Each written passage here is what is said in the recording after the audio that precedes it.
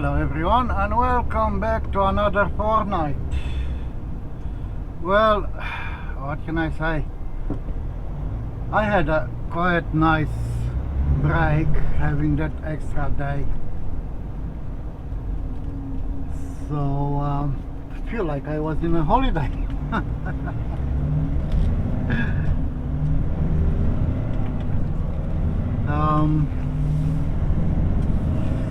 Yeah, I got the trailers ready in a reasonable time.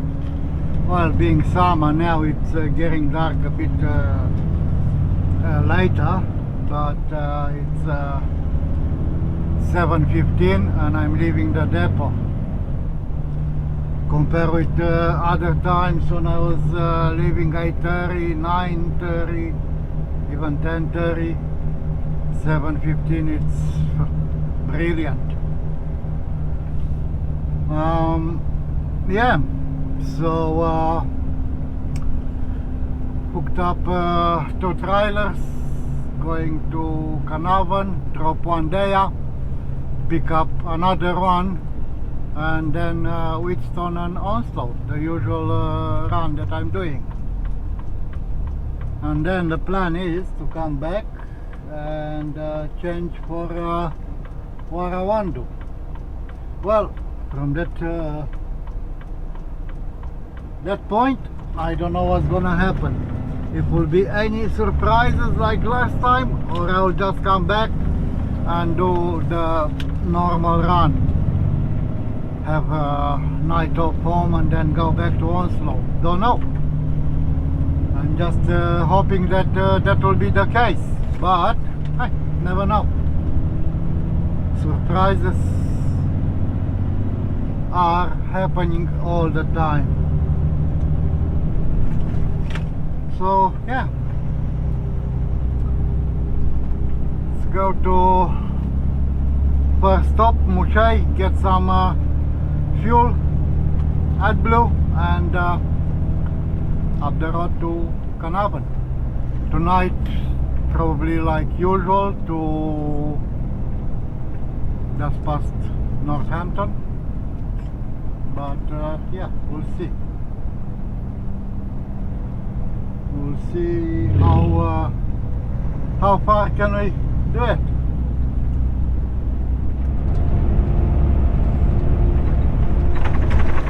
Well, by the time I go to Mushai, it's already getting dark, and it's only been 45 minutes. So,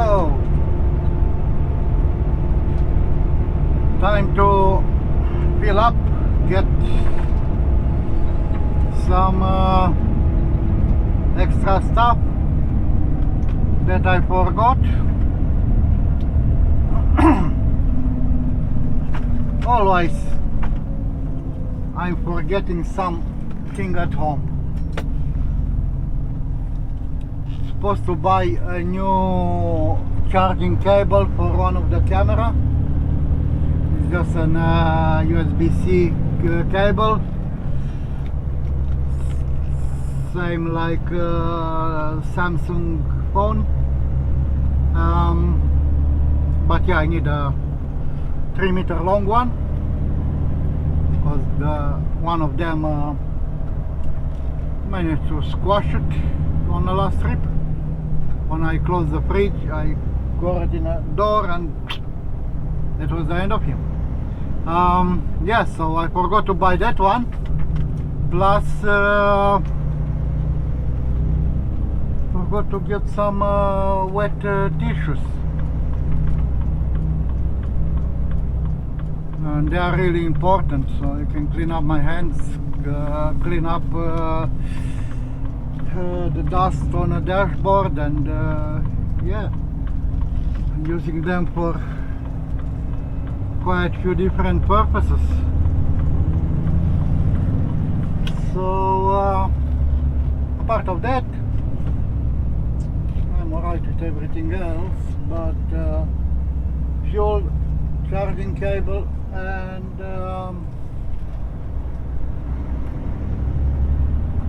wet tissues.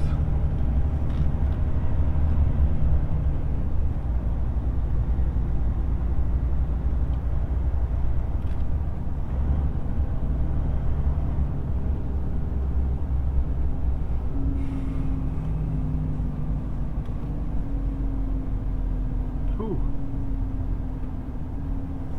They got the AdBlue working again. Been out of action for a couple of weeks. Alright, so let's do it.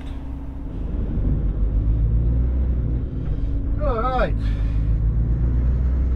so all done, filled up, 900 liters.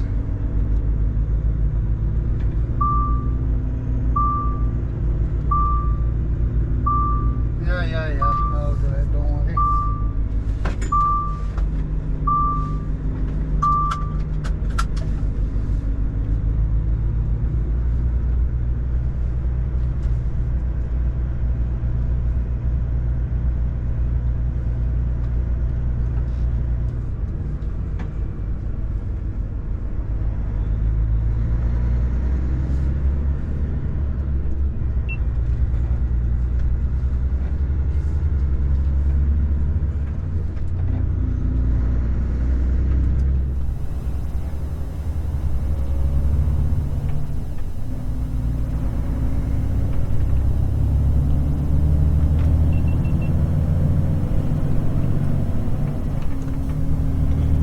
So now on the way to Northampton.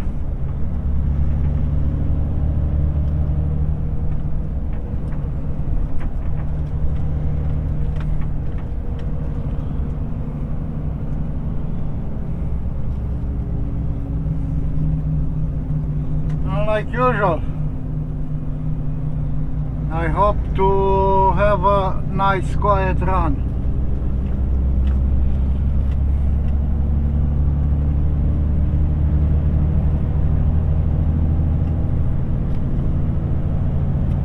Which I don't think is gonna be the case because I can see tail lights, headlights, all sort ahead, so yeah, we'll see how we go.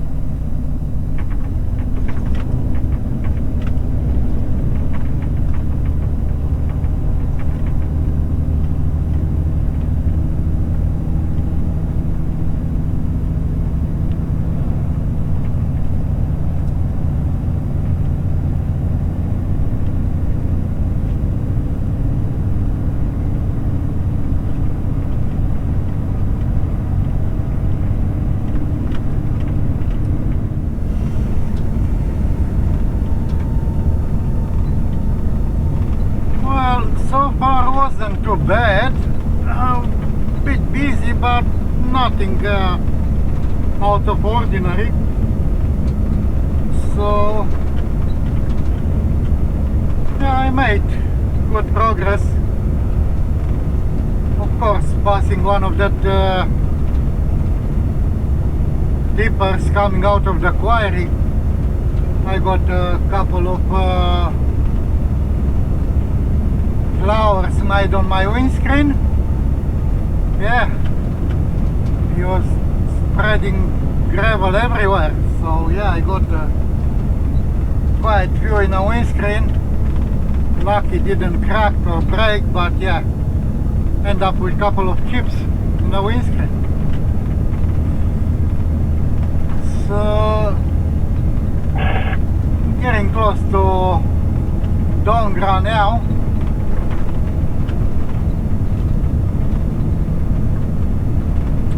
As soon as I can see that flashing light over there, I know that I'm getting close to the turn off.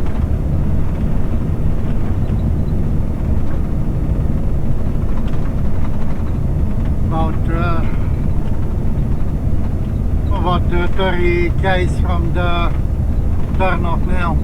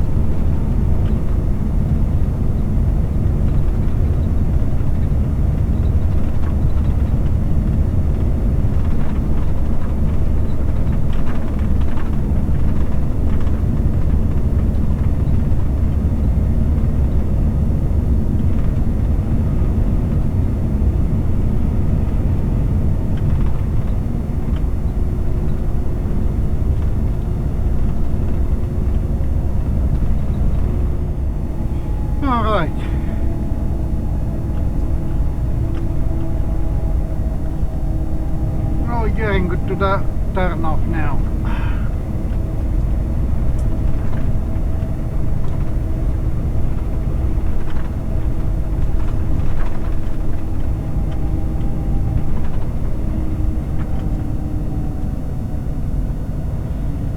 Well, this weather is really weird.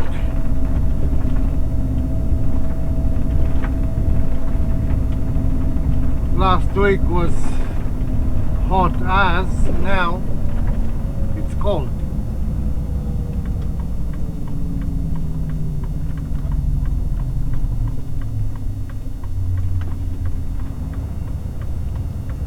Like now it's only 21 degrees.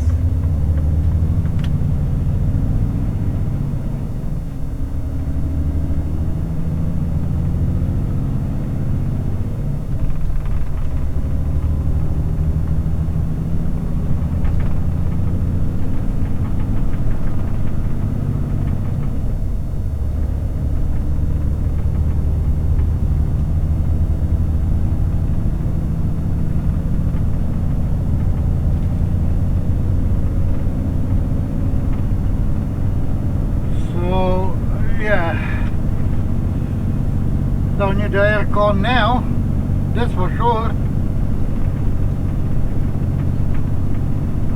Even tomorrow is not gonna be that hot. Will be in mid-30s. Didn't check to see how it's gonna be on Thursday in Onslow, but from how it looks like, it's not gonna be that hot.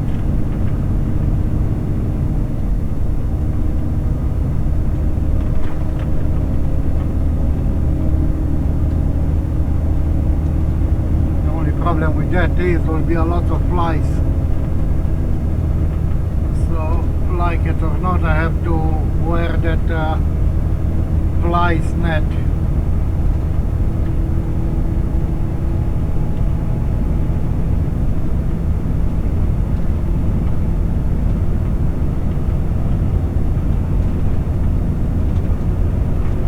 At this stage I got 2 more hours left to drive, so before I'm due for break.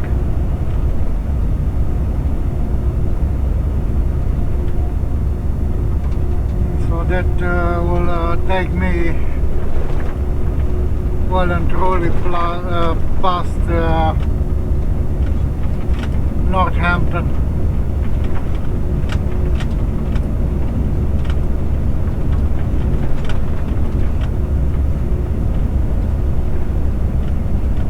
From Dongra to Geraldton it's about 45 minutes, and then it will give me 10-15 minutes to pass Geraldton, and I'm left with another hour. So Northampton, it's only 25 minutes from Geraldton, so yeah.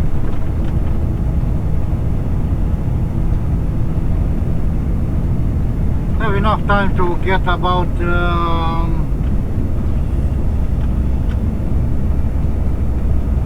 50 kilometers past Northampton. So I'll be stopping probably at the usual place.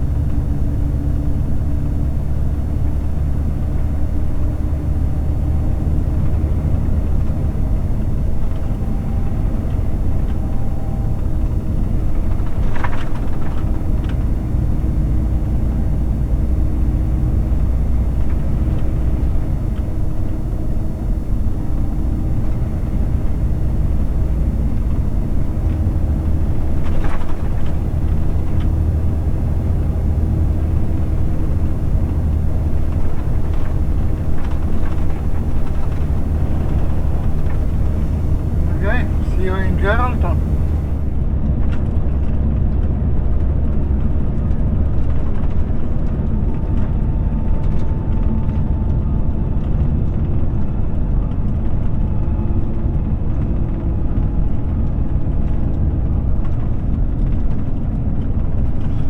Now guys, this advisory signs,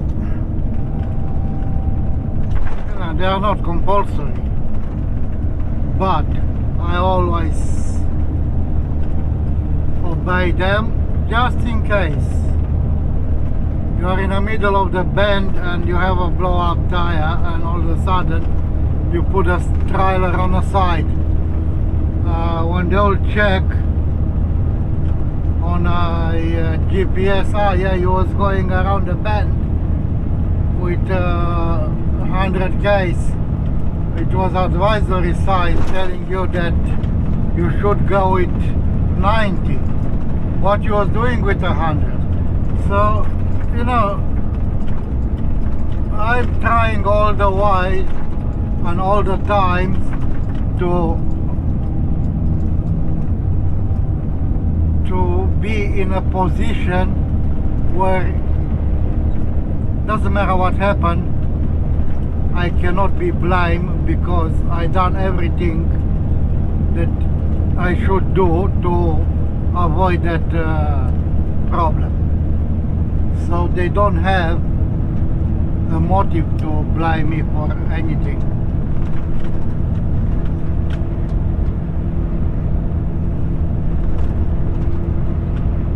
Because, you know, sometimes some of these bands, yeah, they say advisory sign it's 90.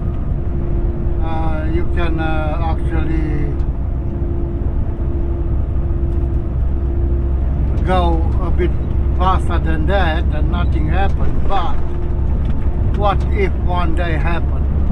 Then you'll get the blame for it because you was going too fast. Even it's not a road rule sign where you can get a speeding ticket, because the speed on that section of the road, it's of course 110, but yeah, and for trucks it's 100.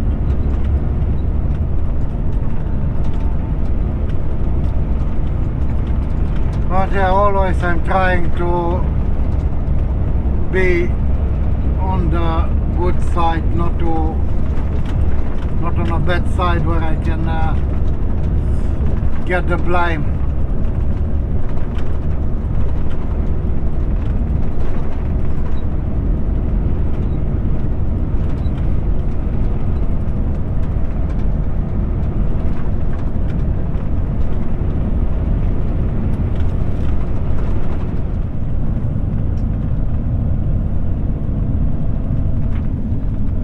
Jesus.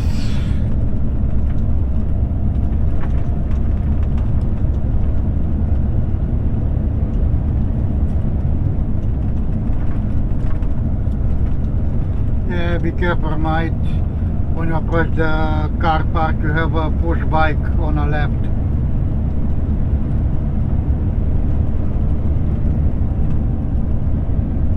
Car's not going to live long, is he?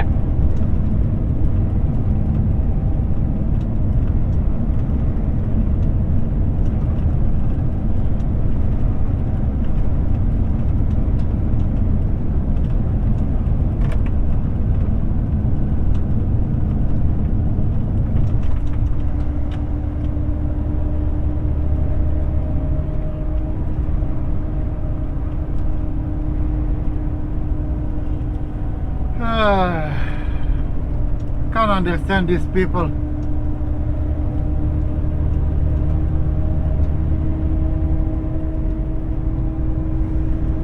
Night time on a push bike, no lights. He had a little front light, but nothing from the back. I saw something moving and dropped the speed, and yeah, there he is.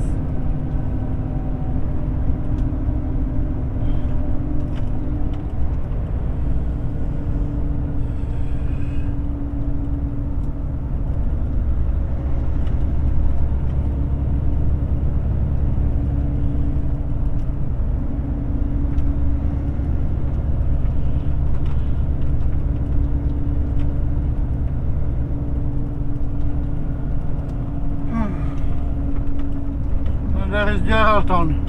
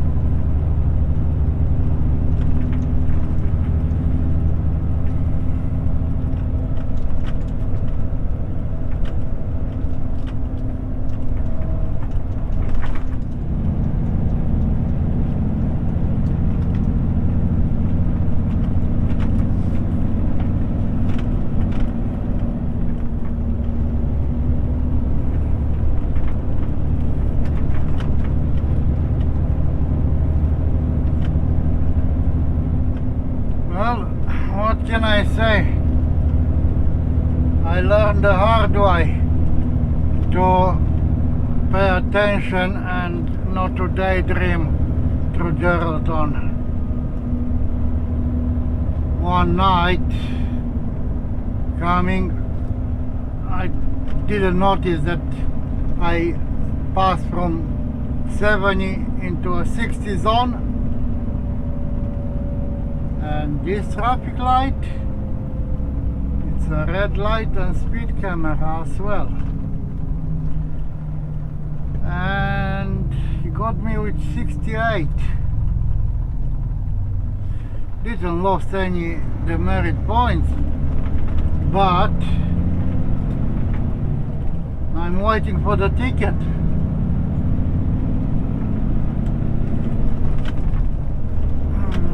Company told me about it and they said just be aware that it's coming. So yeah, $200 fine for being under 10 kilometers over the speed limit. So it's no demerit point involved, but yeah. Oh well.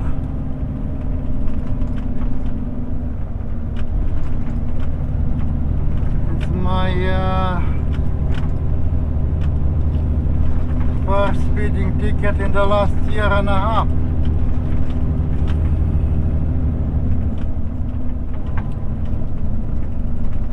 The last one, yeah, was about a year and a half ago.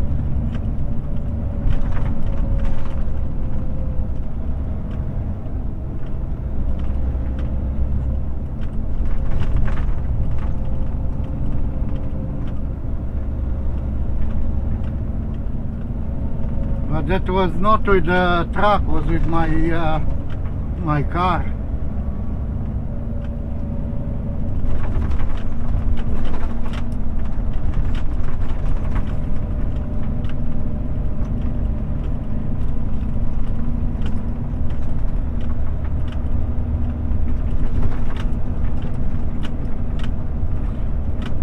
With the truck, the last one was can't even remember.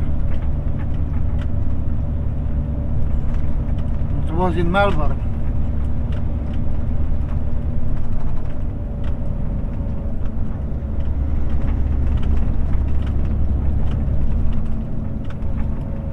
I think was in 2013. Yeah.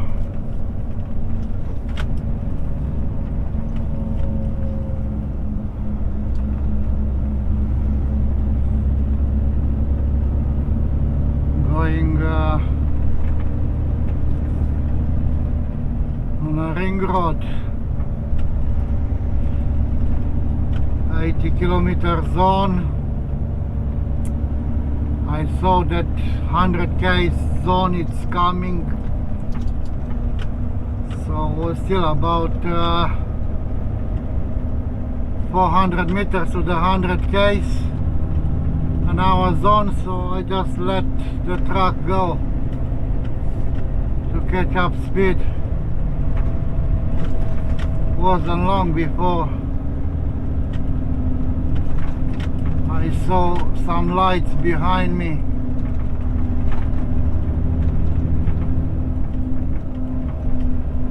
And when he pulled me over after giving me the ticket,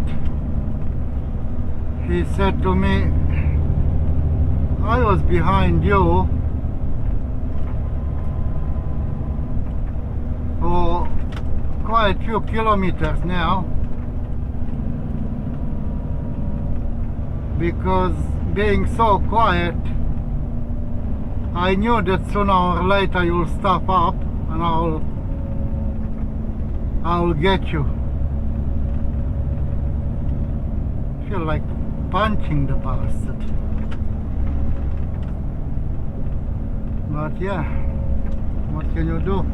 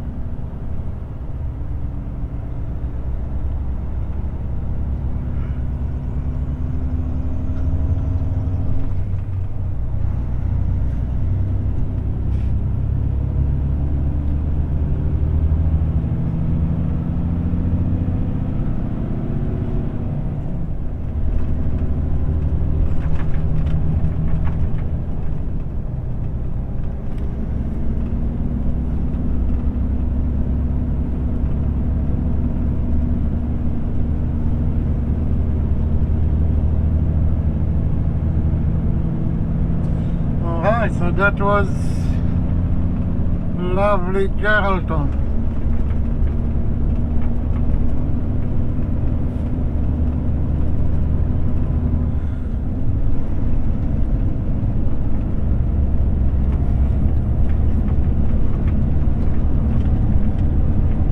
Okay, Northampton with half an hour left.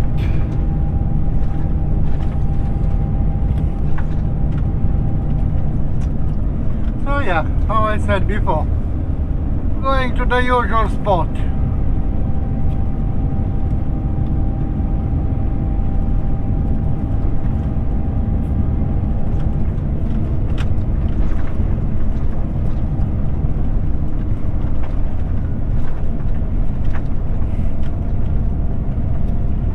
At least on this trip I'm not scared if I'm going to have a flat tire, because it's a lot better weather. It's not that hot, so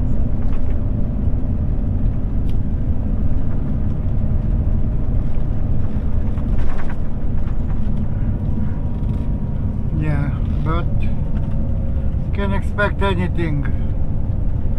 Now I've been off since Thursday afternoon when I got home till today.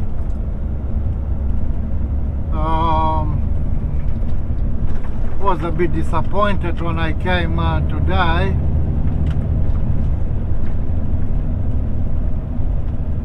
Not because someone else was using my truck for a couple of days. Well, it's not mine, it's TGE, so they can do whatever they want when I'm not working.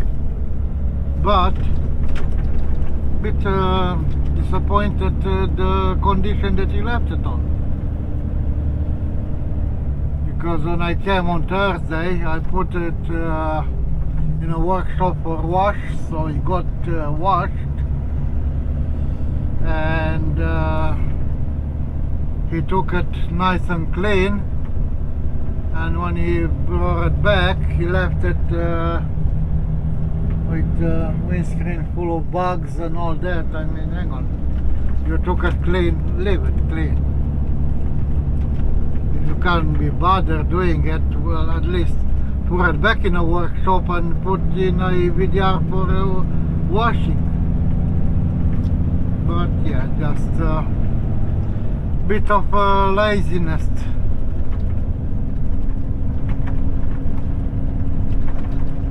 You know how they saying, payback it's a bitch, so if I ever had to jump in his truck, I will return him the favor.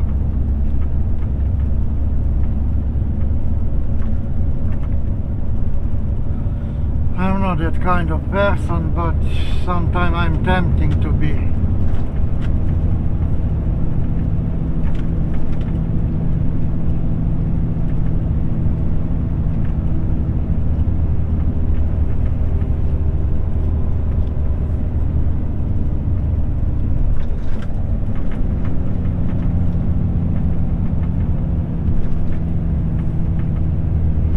Yeah, reasonable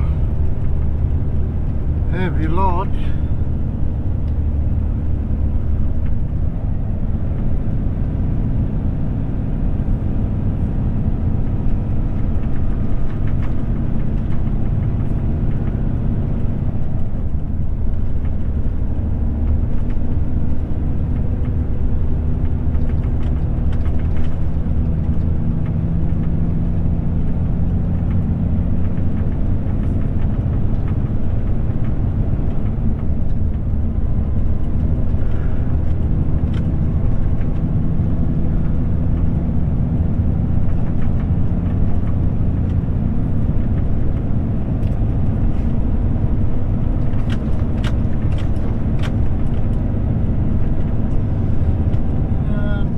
I got to Geraldton was a bit more clear sky, but now looks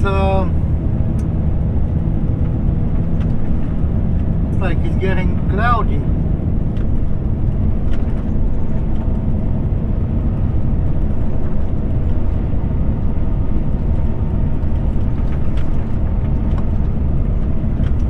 And because the moon is behind the clouds, you can just see a little bit of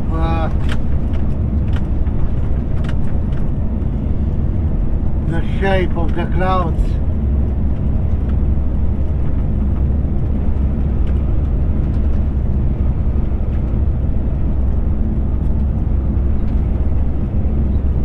Apparently up in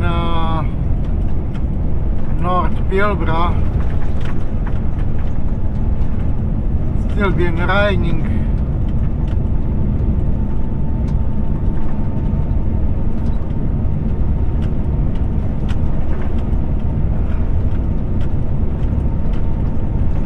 I was lucky that I left there on Wednesday, because apparently it was raining all the way until yesterday. Not sure. Even today I think was some rain in that area.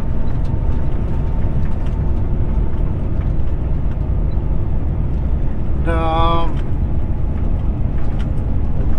main highway, the Great Northern Highway that is going to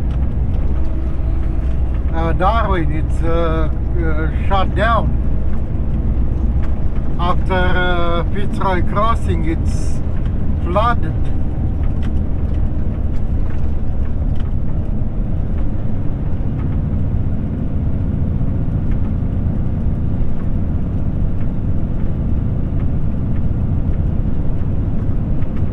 And at this stage is no alternative route in place, so everything is just shut.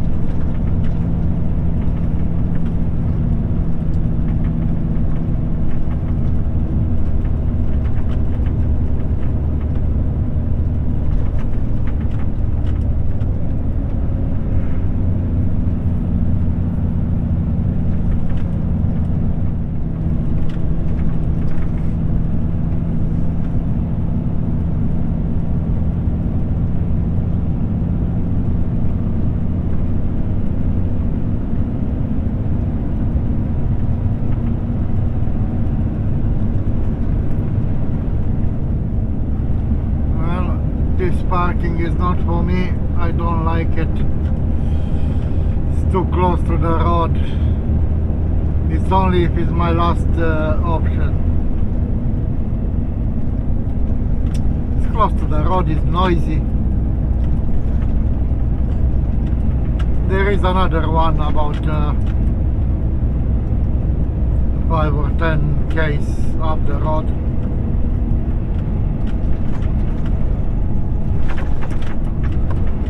That one, it's bit more away from the road.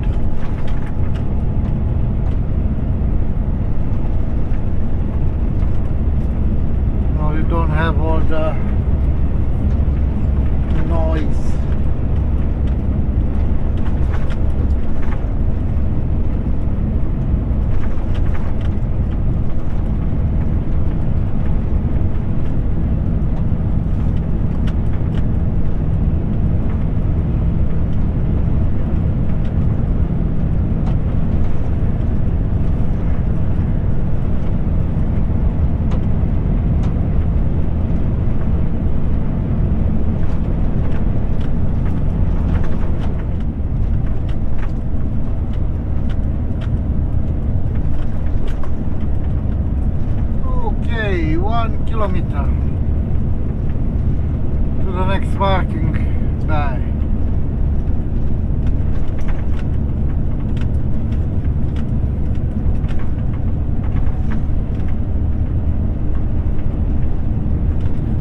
this one is a bit more popular, so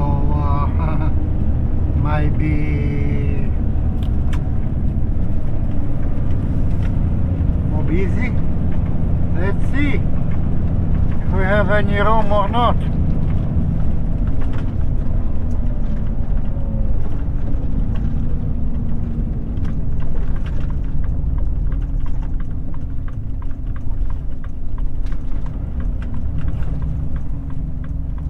Oh yeah.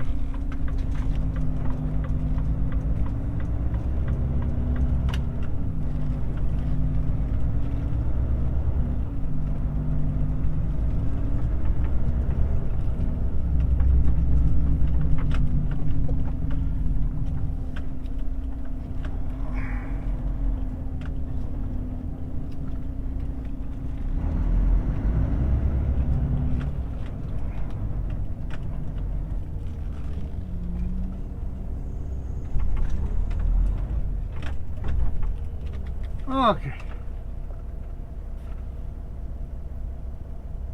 Bit too windy.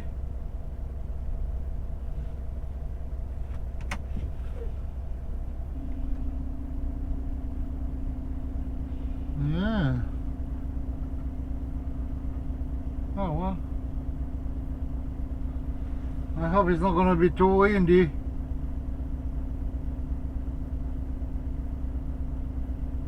This stage is good because the wind is coming from behind, so it's not moving the truck left to right too much. It's not like a rocking chair.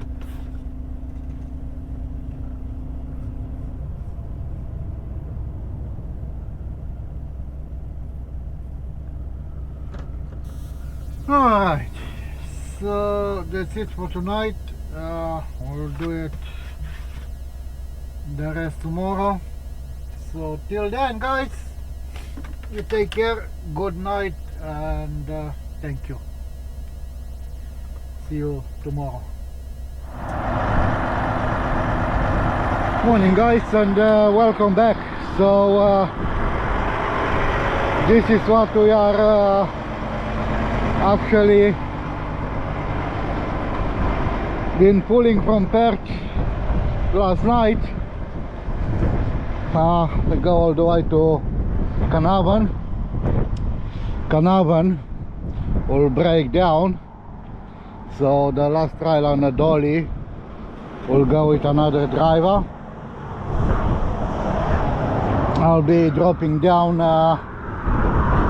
my first trial as well, get another one, my fridge van with a dolly behind, hook her up in the front of the tow liner and go to Onslow and Wheatstone. The reason why I don't keep the tow liner at the front is just because when I get to Onslow and Wheatstone, they always like to unload the refrigerated one first and then the dry goods. So it's a lot easier to have the fridge first and the tow line as a dog. So yeah, let's go.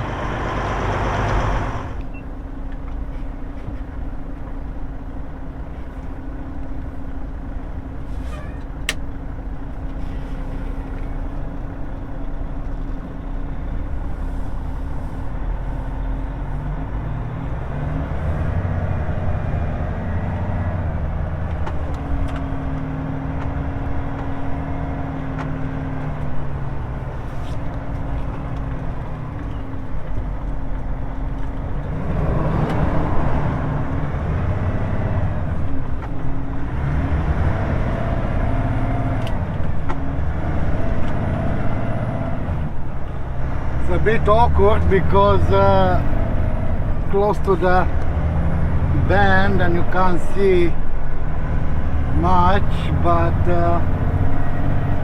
yeah, always trying to do my best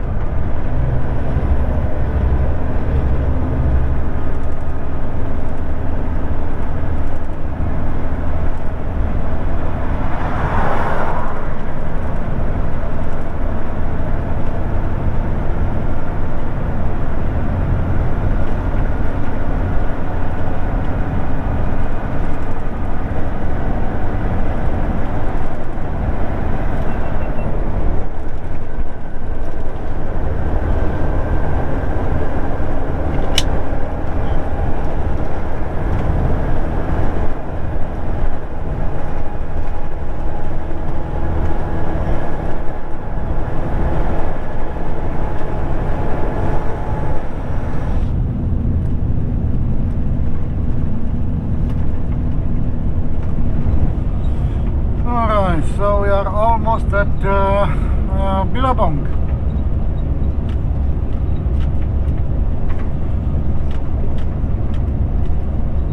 It is really busy on the road so far. Not that much on heavy traffic, but light traffic. Yeah, heaps of SUVs, trailers. Not that many caravans, which is good. But yeah, lots of SUVs and small cars going both directions.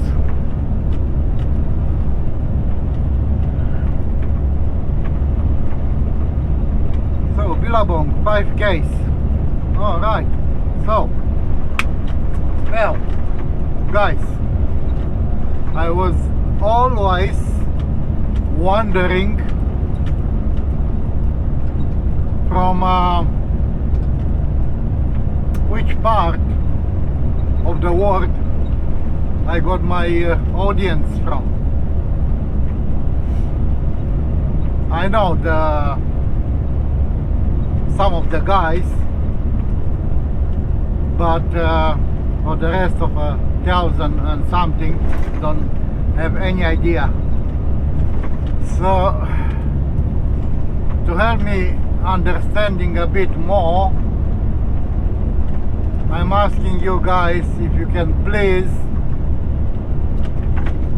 spare a few seconds and jump in a comment section and just throw a comment with where you watching from, which country and which town, so we can see how far this channel managed to reach. So if you can do that, it will be much appreciated. So yeah, till then, let's go through Billabong. It's only been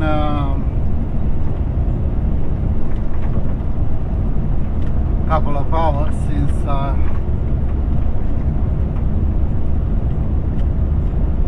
I left Northampton, so I'm not gonna stop. It's only 11 o'clock, not even close to lunchtime. You know how I said in previous episodes that I'm trying, when I have a chance, to stop in a places where I never stopped before, to see how it is. Now few episodes back I stopped in Billabong. I wasn't really impressed. I mean, it's a nice place, nice people, but compared with Overlander, it is a bit too overpriced.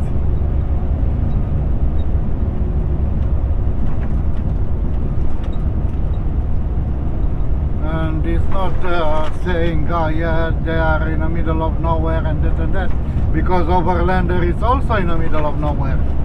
But yeah, they have different approach to business. And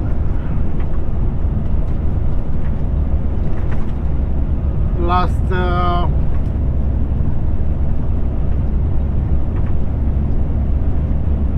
week and a half, when I was going towards Newman, I stopped in queue for fuel, and it was time for lunch, so I ordered my usual seafood basket. It is $27, but get a nice big piece of fish, about 3 prawns, 3 scallops, 3 calamari rings, a couple of seafood sticks, and because I don't eat chips, they always give me salad. Same thing happened when I was ordering from here. Was the same price, but was a small piece of fish, couple of calamari rings and couple of prawns, and that was it, and of course the salad. But yeah, it's I don't know what to say. I mean, I'm not blaming anyone. Everyone do business the way they want, but this is my opinion. Where is more value for money? Because hey, we don't stop on the side of the road and start collecting monies from the trees. We work for it. So we always looking for where it's a better value for us as well. As much as I like to help the local people, no, I'm also looking for my pocket as well. So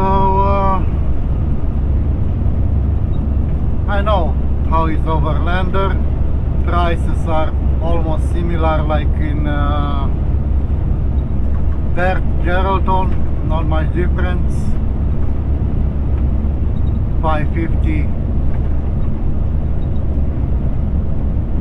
for a large cappuccino, $16 for burger with a lot, and all this. Yeah, normal prices. What I wanna try today is the one after Overlander.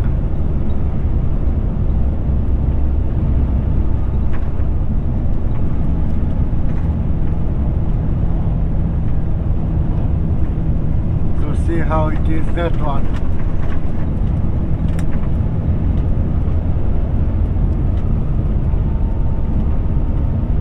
So I'll see you guys over there for lunch.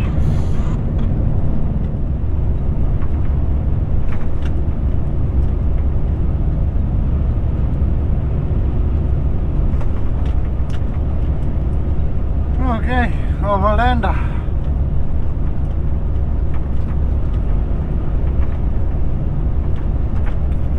And the turn off to Monkey Maya Shark Bay.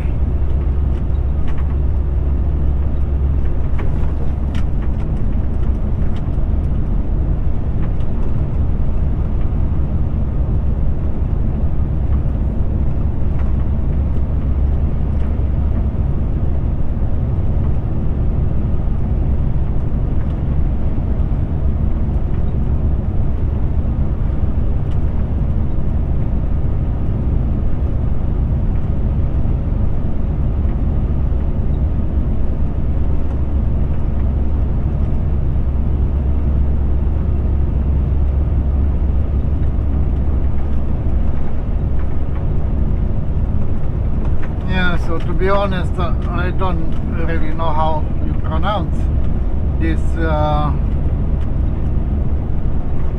place where I'm gonna stop. Uramel or something like that. It's WOORAMEL,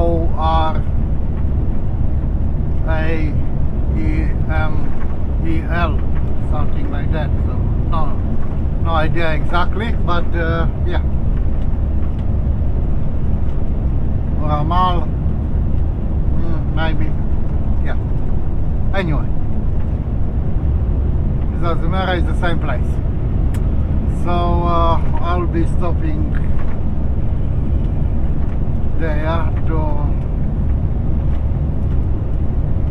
get something for lunch. And also to see how the place is.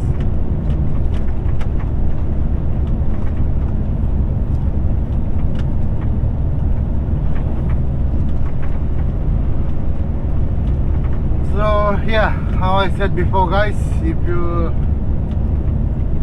missed that conversation, yeah, just please jump in a comment section and let us know from where around this world you are watching, which country, which town, so we start knowing each other a little bit better. To do that would be much appreciated, so thank you. We'll see you in next Roadhouse for lunch. Yeah, I know I say that I'll see you on the next Roadhouse for lunch, but just after that something came in my mind and I remembered. It was back in 2014. I've done a couple of changeovers from Adelaide to Perth, so we're changing over in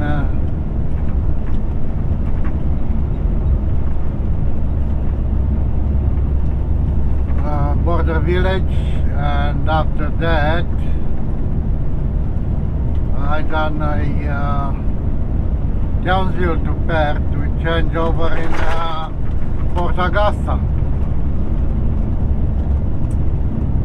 Now, one of the drivers that I was doing changeover with, if he was telling you, okay, I'll be there tomorrow at lunchtime, forget about, just forget about. You had to plan your trip that you were there tomorrow at dinner time, not lunchtime. Because he was leaving Perth, he was all good until getting to Southern Cross. From Southern Cross to Adelaide, Port Augusta, say, he was stopping in every roadhouse on the route. So starting Southern Cross, Bulgari, stopping in Baladonia, stopping in Kaiguna, and so on, so all the roadhouses until he was getting into Port Augusta.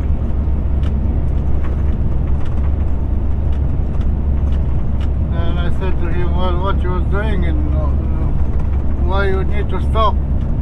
Just to have a coffee, to see if it's anyone else there that I know.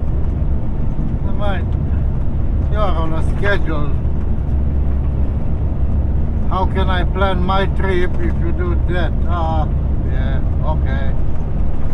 And next trip, the same story. So lucky that I didn't have to do that for too long. Was only for about month and a half.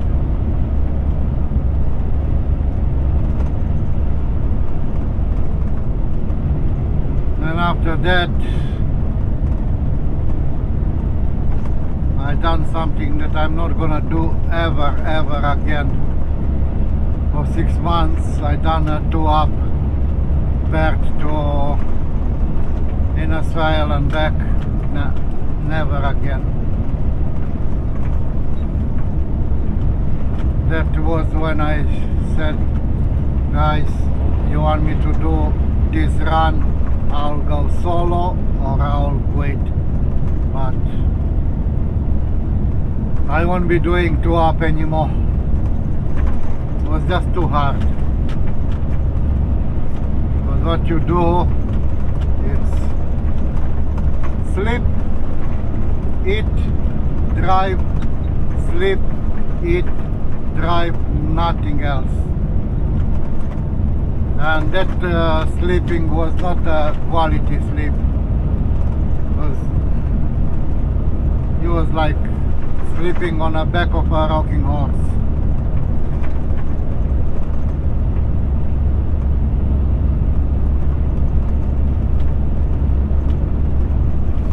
And yeah, no.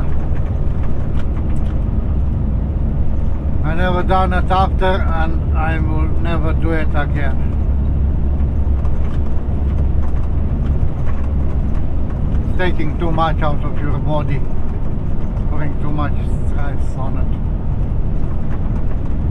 Because you know, especially because you pass so many states from WA into SA into New South Wales into Queensland, and you have to be careful to all the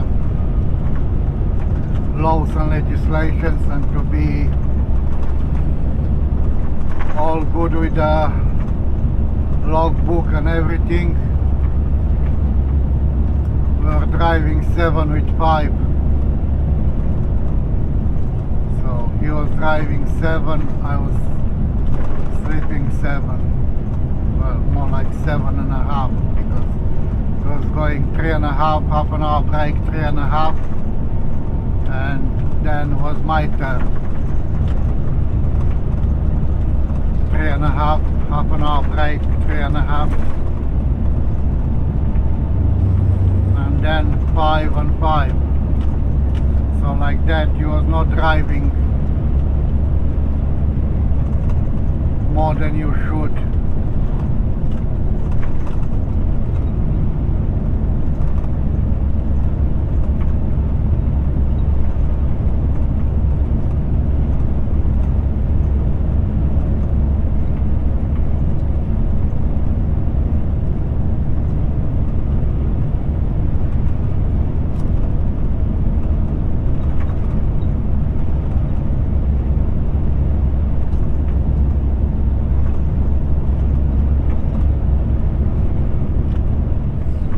Okay, so we're back on the GOAT track. It's that section of the road where it's narrow, very uneven,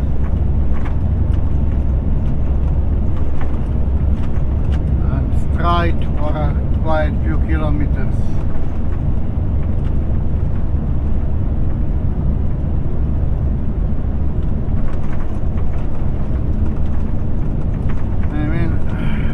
Volume of traffic that is happening around here, not only heavy traffic, it's also all the caravans and the LVs and everything else.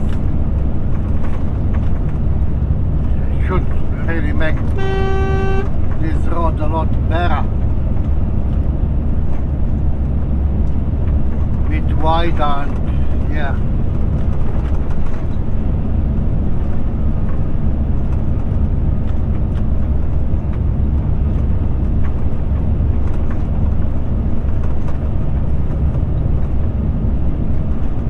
You don't get that many oversizes like you get on the inland, but still.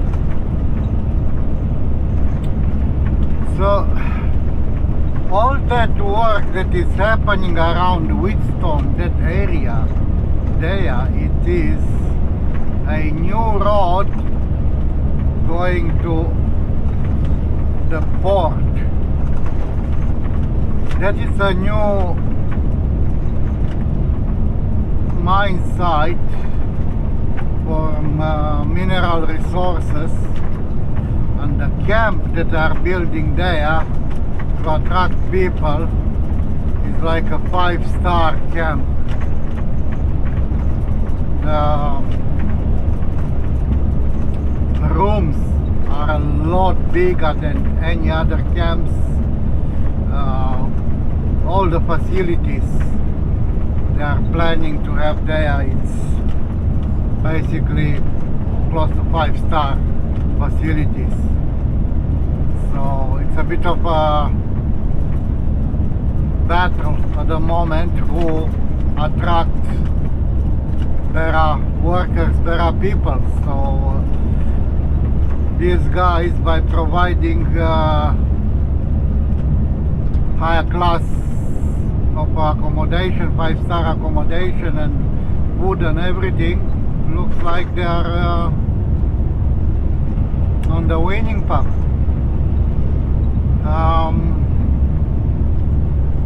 So also I heard something that's gonna be the first road that is gonna be run by remote control trucks from the mine sites to the port. Will be a driver, man's truck in every morning doing the first trip of the shift, and that will set up all the GPS data for the rest of them, and will be just control remotely like drones. Yeah, I'm curious to see how is that gonna happen. I know there are lots of mine sites where they have the big dump trucks internally, the remote control operated compared, but hey, over that distance on the road, it's something new. And yeah, what happens if one of them break down? What happened with the others? How they are avoiding?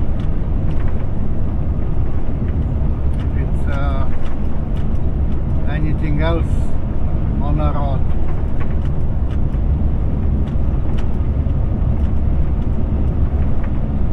Yeah, it's something that yeah, it's very interesting what's going to happen there.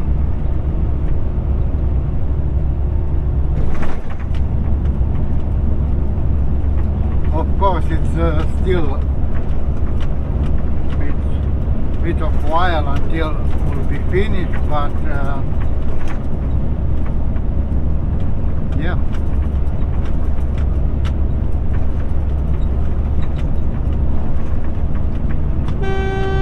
Bloody gods.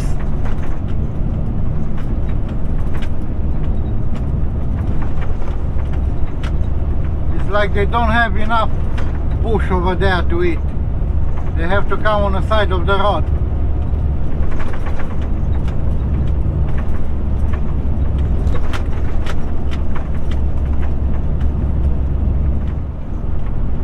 Just past the 26th parallel. So officially we are in the northwest.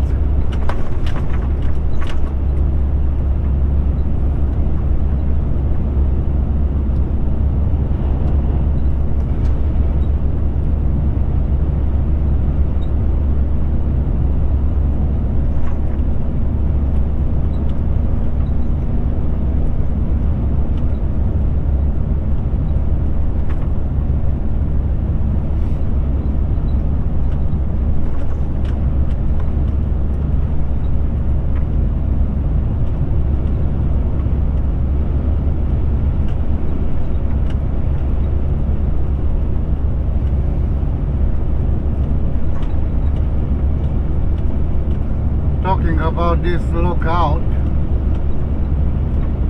I actually saw a couple of times some guys were going past the lookout, park the trailers on the left there, unhook and came back bobtail and went in the top of the lookout with just with the prime mover.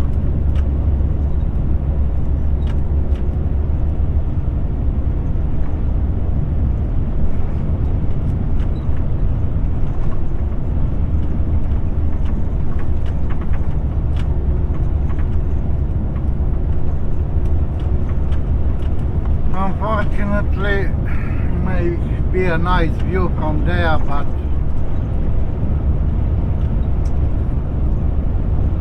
I don't have time for it.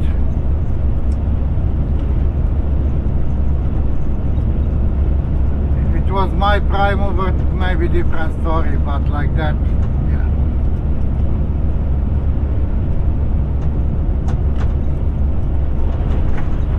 Million things can go wrong, so too much of a risk.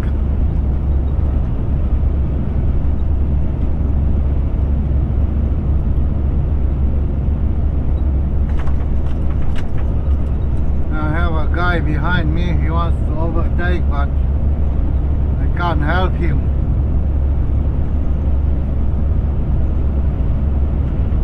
I can't really see past that small rise and bend.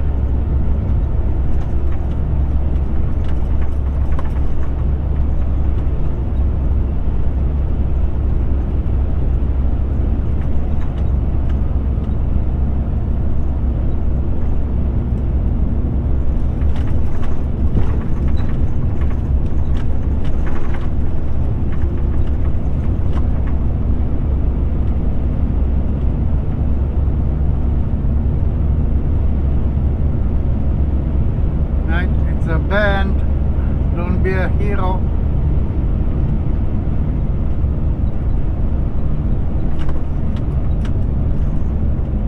Well, someone left a dolly here. Yeah, Centurion.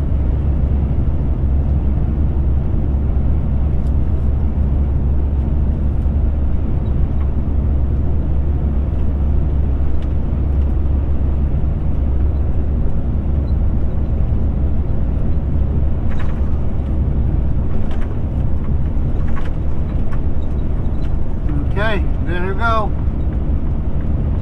Go for it.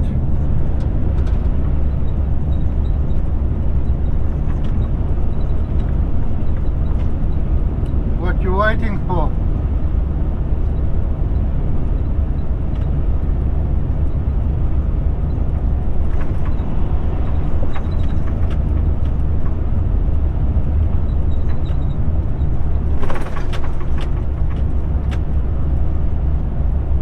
To indicate him 2 times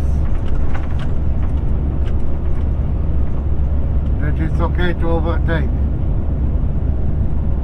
and before he was just nagging behind me to overtake. Oh well.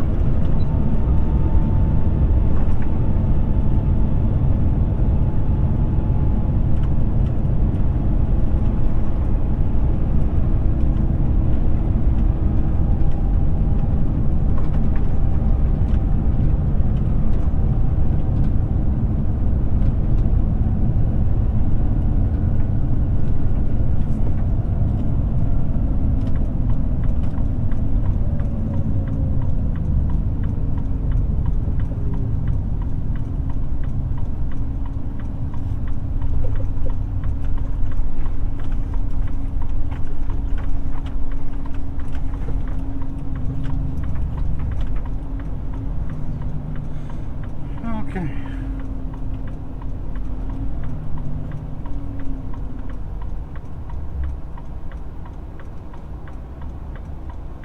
So let's have a look.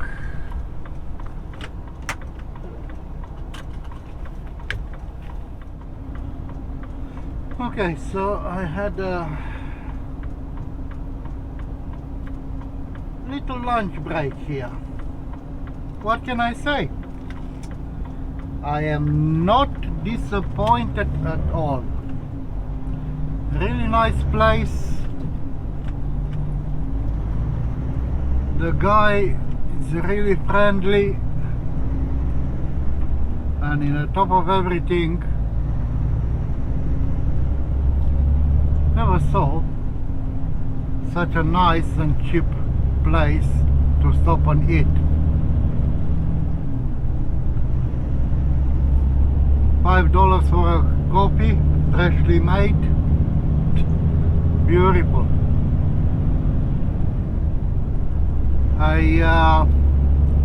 They call it a big burger.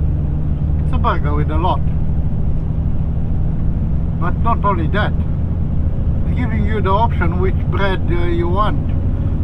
He got a wholemeal, buns or white. So you choose which one. And it's only $14.50.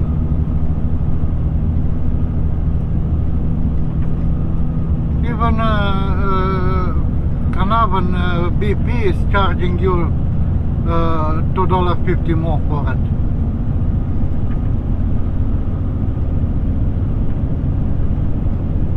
So I can tell you that much.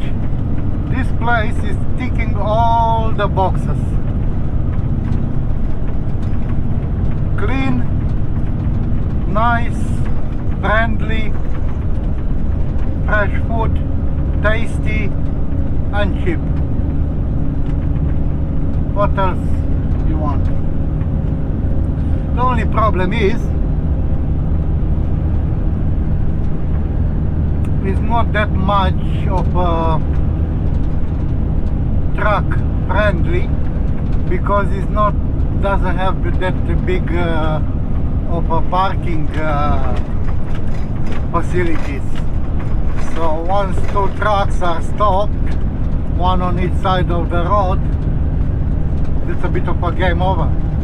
There's plenty room for LVs and caravans. Oh yeah, heaps inside. But not that much room for big trucks. You can get like one outside, the way I parked, get another one inside and in the parking bay, and one on the other side of the road, and that's it. But apart of that, nah, everything else it's just perfect. You can't ask for more than this.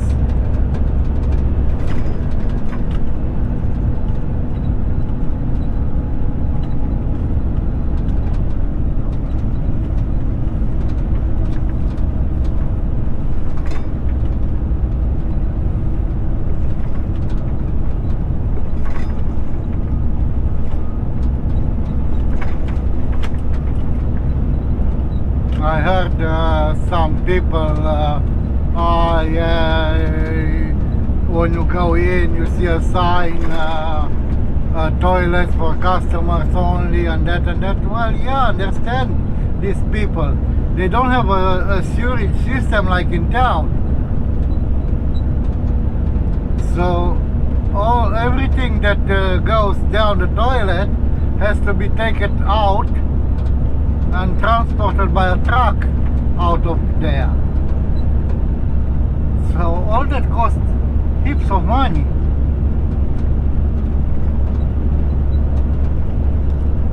Because it has to be taken from there and to Carnarvon. So that is costing a lot of money. It's not cheap to maintain. So I don't blame them that well, if you are not a customer, do like everyone else does in a bush. Don't be fussy.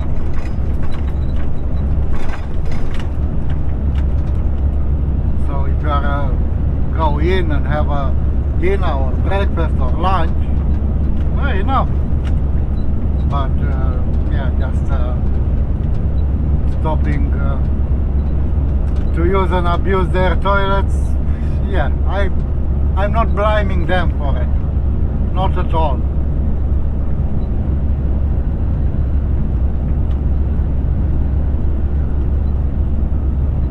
And again, you can't stop there overnight because, yeah, common sense. When you see a small parking area like that, say, hang on, will be some other people which wants to come and buy something and they can't get in because you are taking the parking bay to park overnight.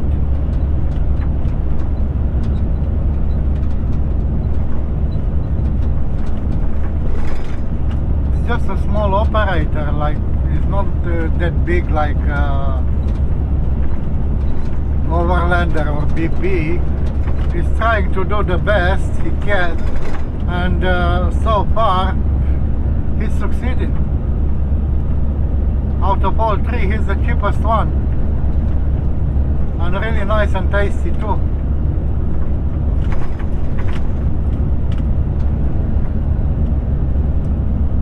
So yeah, but everything comes to a price. By doing that, his profit margins are smaller than the others, so he can afford to spend hundreds of thousands of dollars to expand the parking base and have extra parkings on both of the sides of the road, like Overlander and Billabong. Anyway, let's get to Carnarvon and reorganize these trailers, and then on the way up to Wheatstone.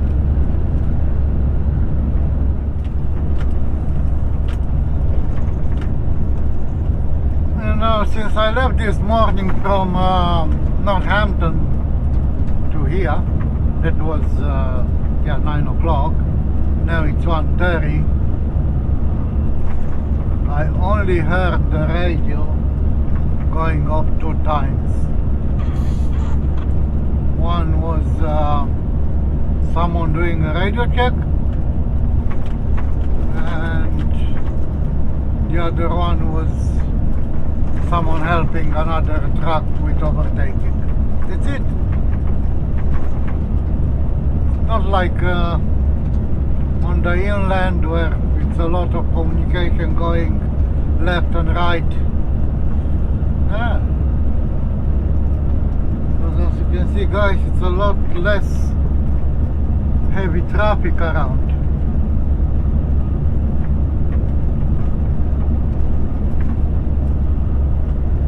Saying that, I'm traveling with 100 km an hour, and I just looked in my rear vision mirror and I can see a caravan approaching me quite fast.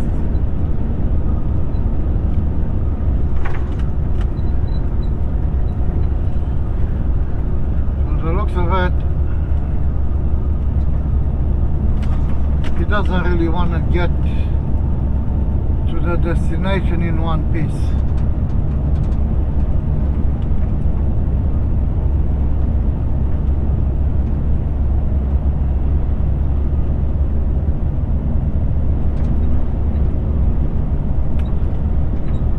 But hey, it's his choice. And now he's already on my back door,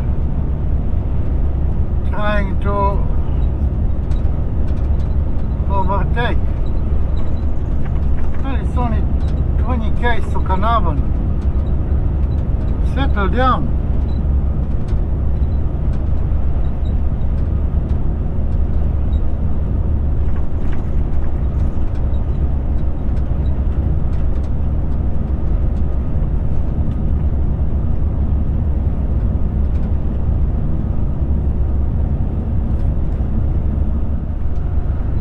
He got the message that the road is too windy and I'm not gonna help him. I can't see what's in front of me. I can't help him, and he backed up.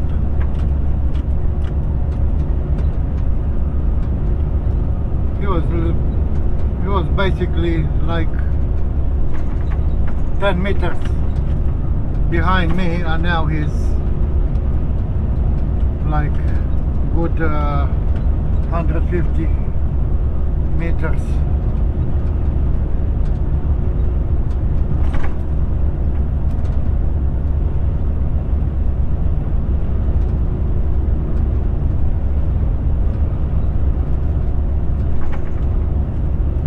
Yeah, probably after he was trying a couple of times to do some risky overtakings, his wife teach him a good lesson, give him a good talk.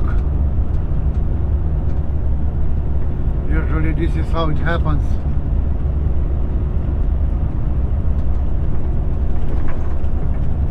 The Minister of War is teaching you to have some manners.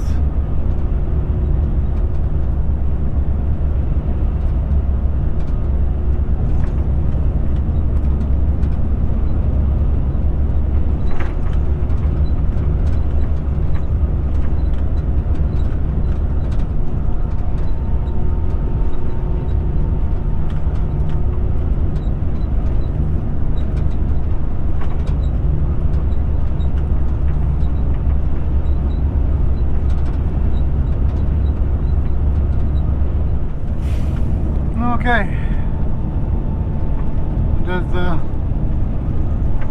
power station.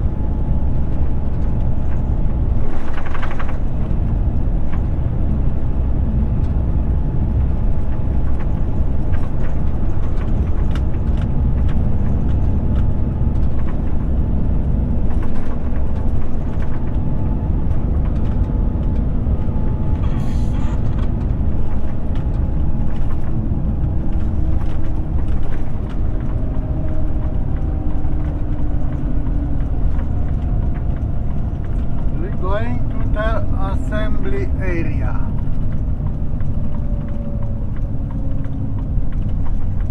I'm hoping to get a good spot for this guy, so I can leave his trailer in a good hookup place.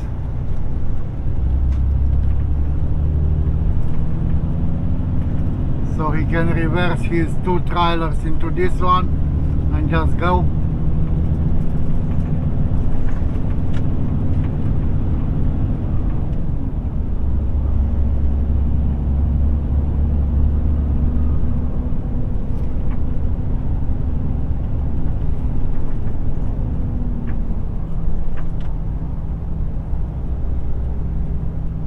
I think that one it's my trailer.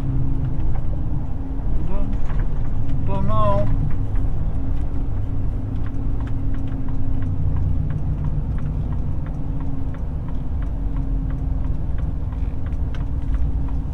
It could be.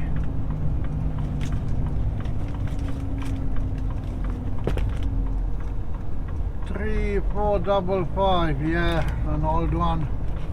So it might be.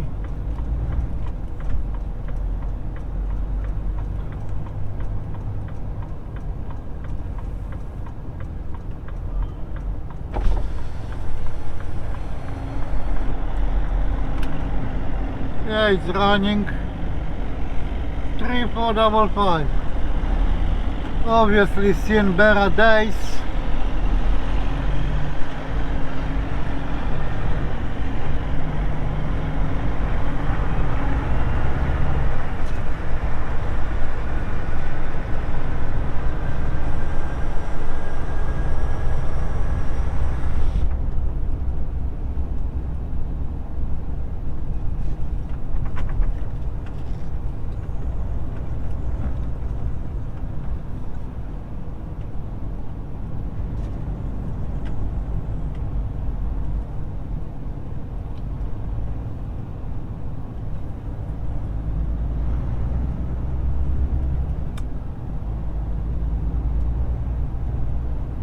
Usually I like to drop it right here on the outside, but not today. Someone else done it.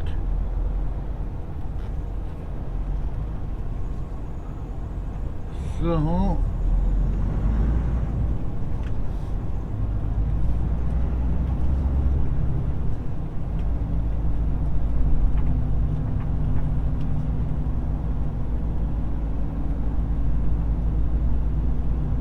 because of that,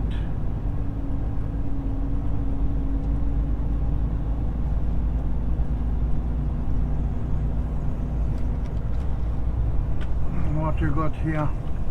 1, 2, 3, 4 dollies. So yeah, I'll have plenty choices. No, 5. 1, 2, 3, 4, 5, 6. Oh, I'll have plenty choices for mine.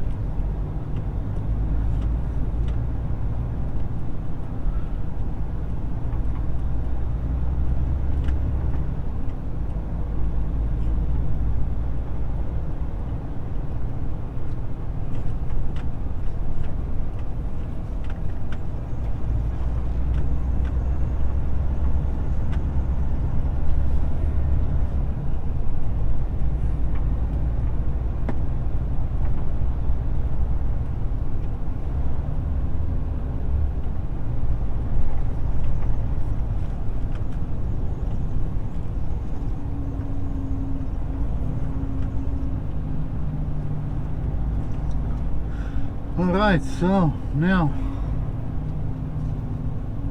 what I'm gonna do,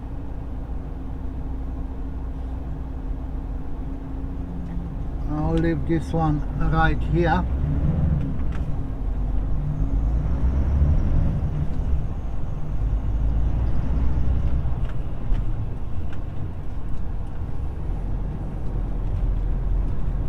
So he can come on the side of it and sneak in the front and just reverse.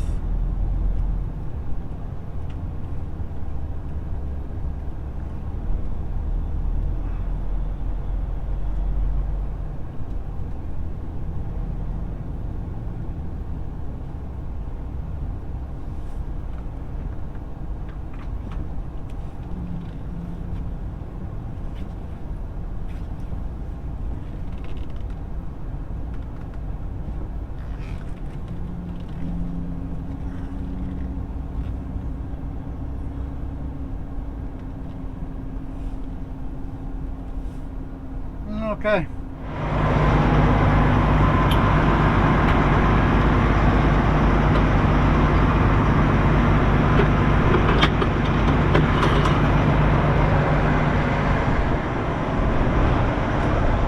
Now sometimes it's straightforward unhook, but sometimes doesn't wanna go so easy. So I always come prepared.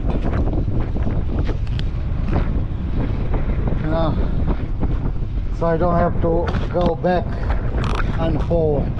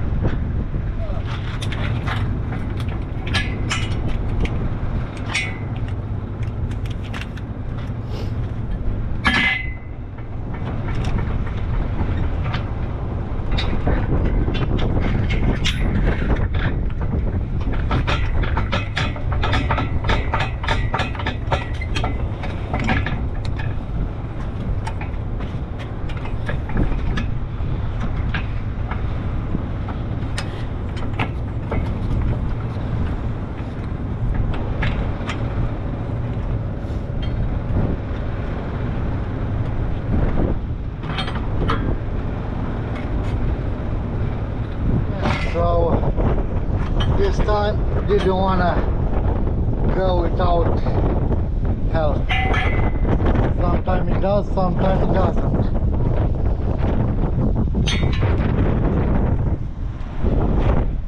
Also, I've noticed this buckle come loose, so have to fix it. Alright.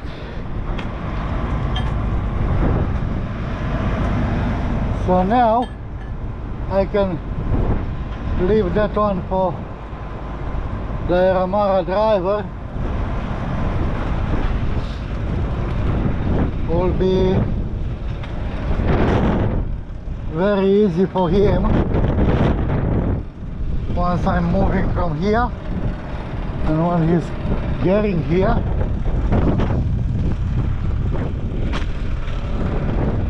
to come on this side and go in the front of it and just reverse back.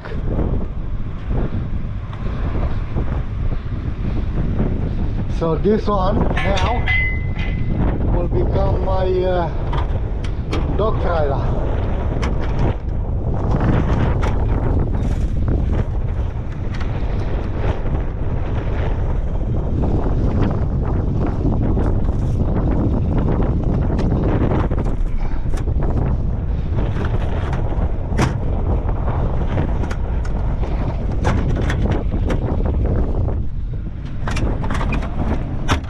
Okay,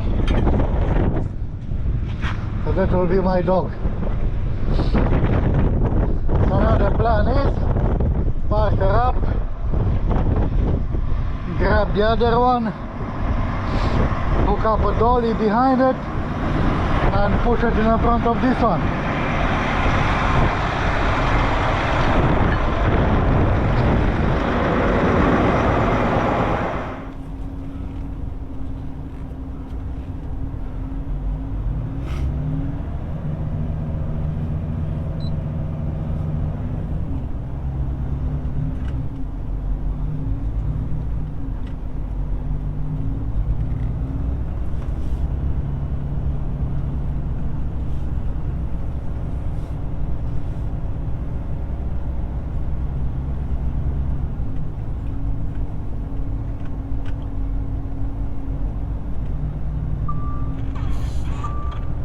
Yeah, shut up.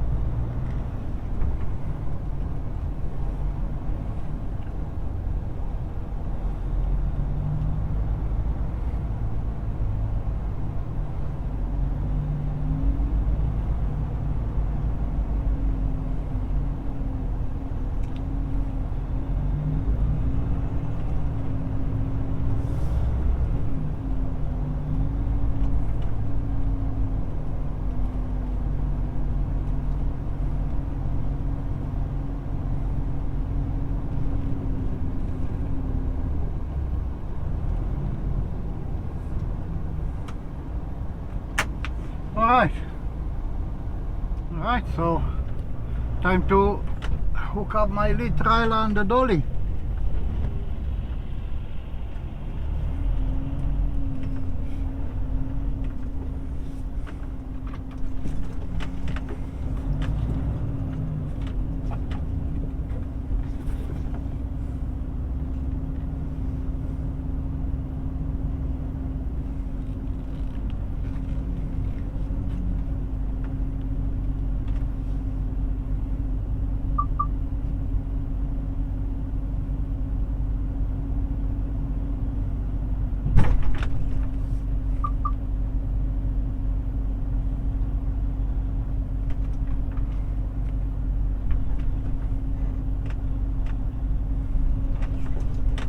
Yep, it's hooked.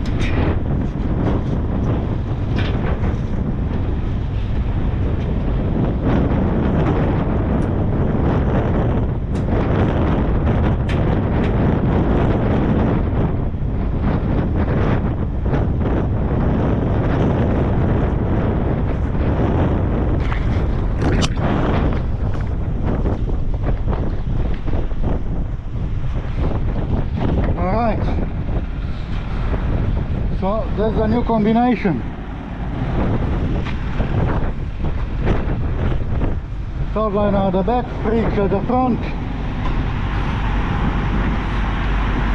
and ready to go.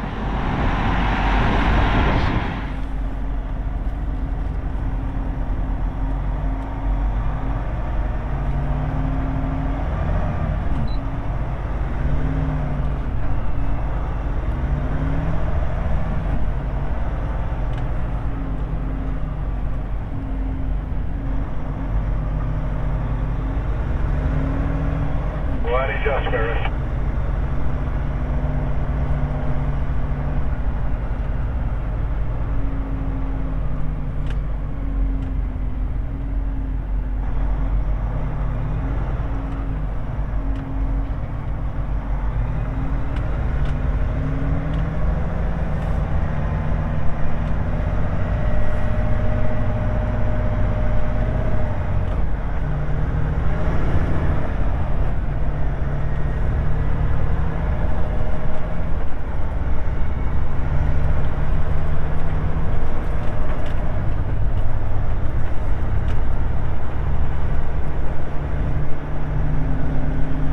Okay, so let's go to BP and get some fuel.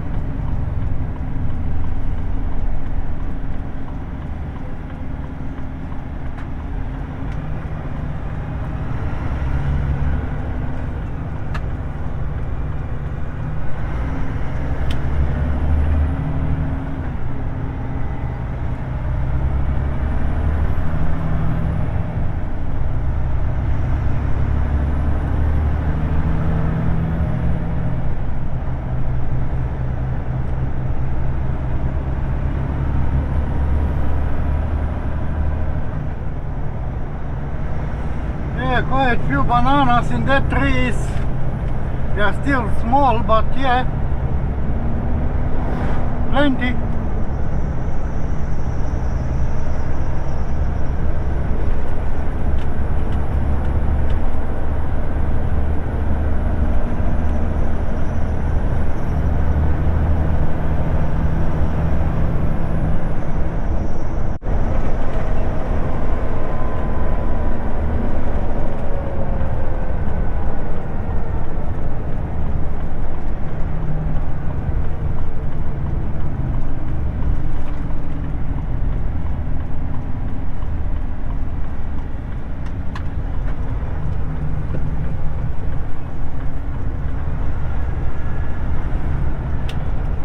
What's going on here? A bit of traffic, eh?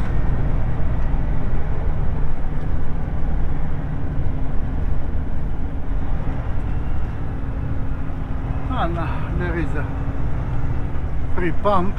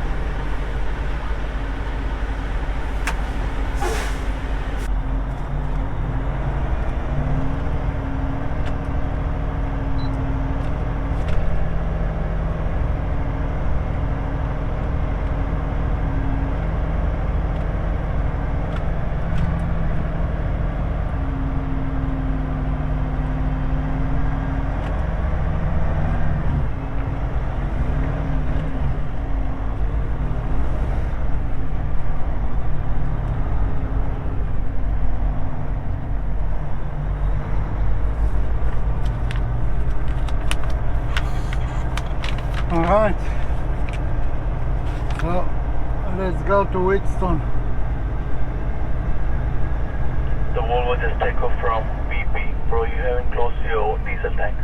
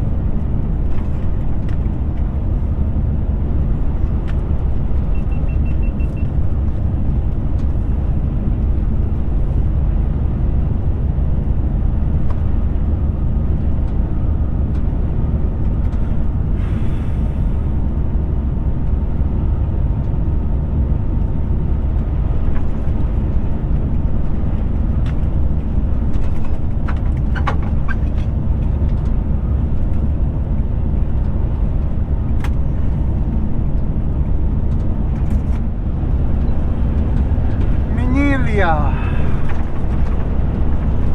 Not much happening.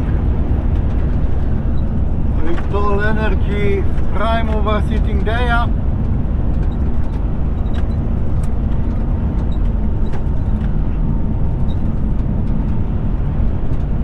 To 7 to Nanatara, so 2.5 hours.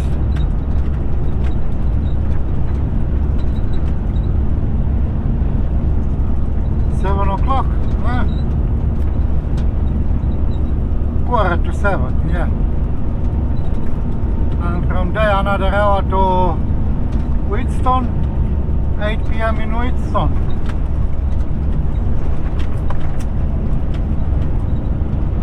Usually I'm there by 7, but it took me a bit extra time in Carnarvon.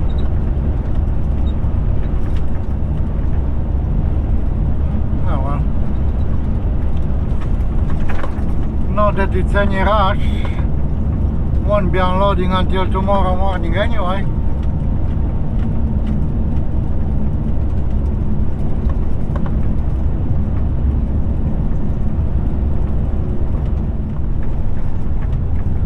Yeah, just past the Menilia and everything is changing. It's already start being more dusty.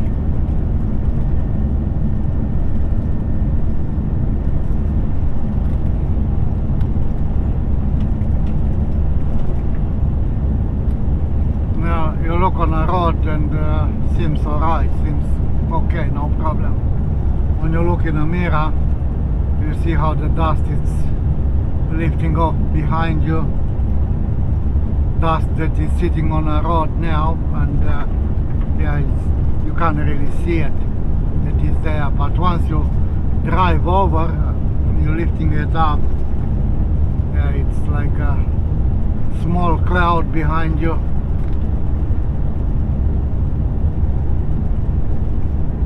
And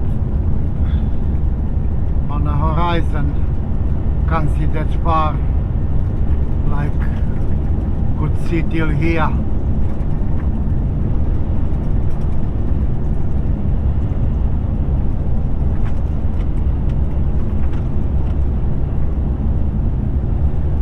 From here always all the way to Wheatstone will be like that, a lot more dusty.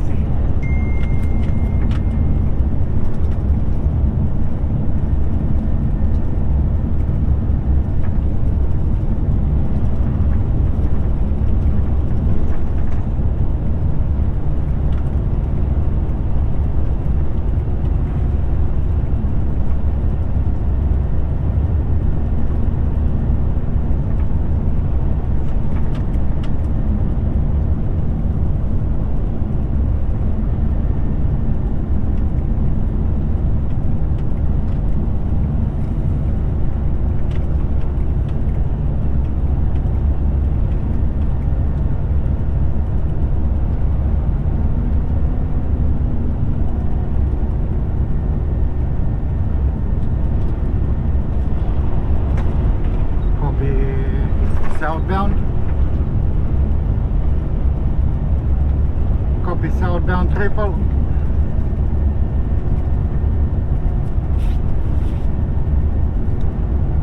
Doesn't want to talk. Copying southbound triple.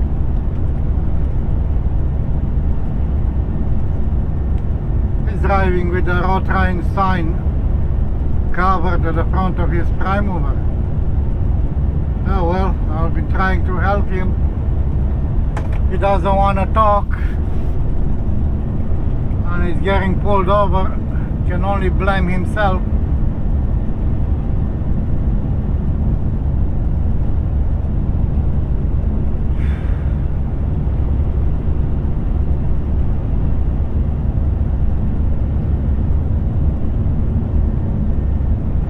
Can only blame himself.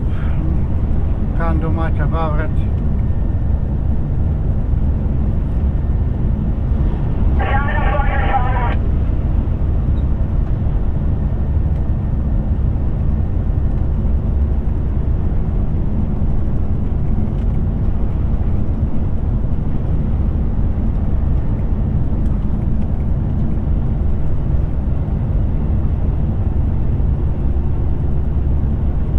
You mean you're off the road? You pulled up or?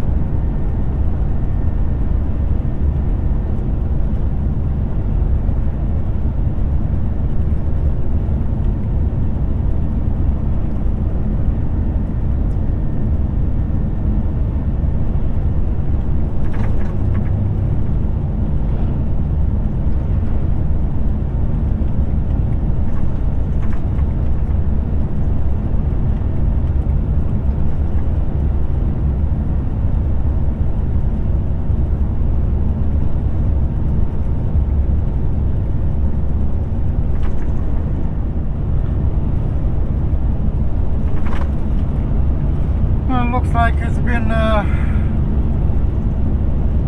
clearing a bit. Not that much dust anymore. But we'll get back when I'm getting close to Nanatara again.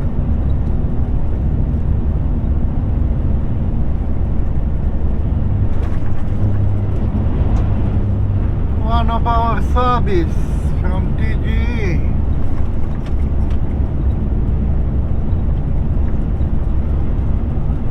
Coming from Karata.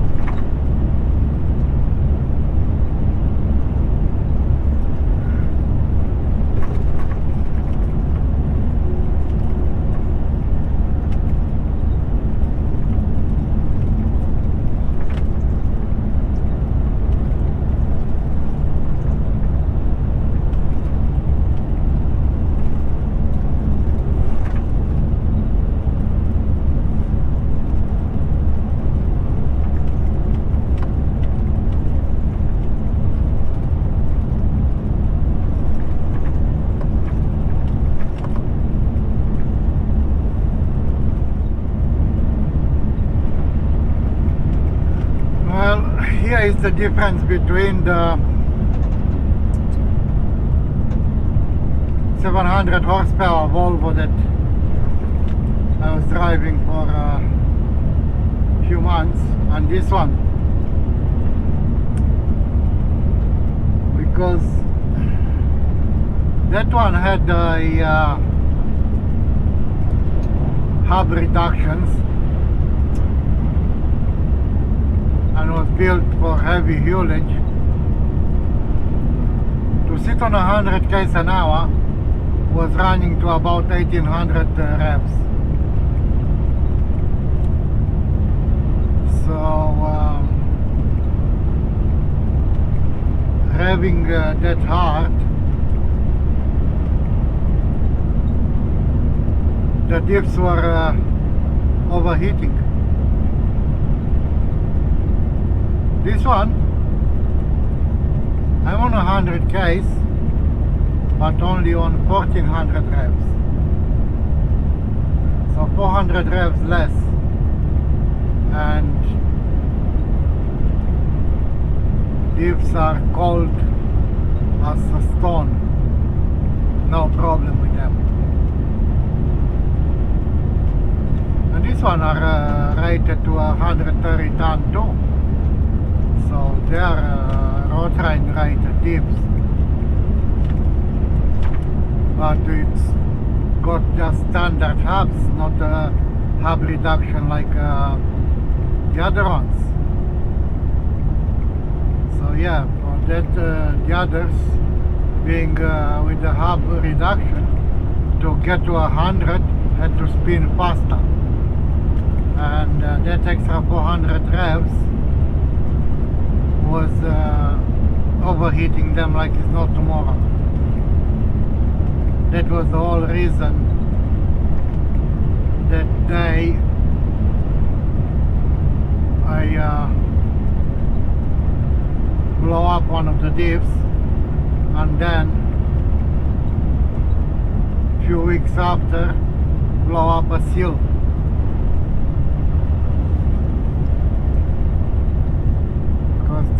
That trucks were not designed to run on 100. That were designed to pull road trains on a 90 km an hour.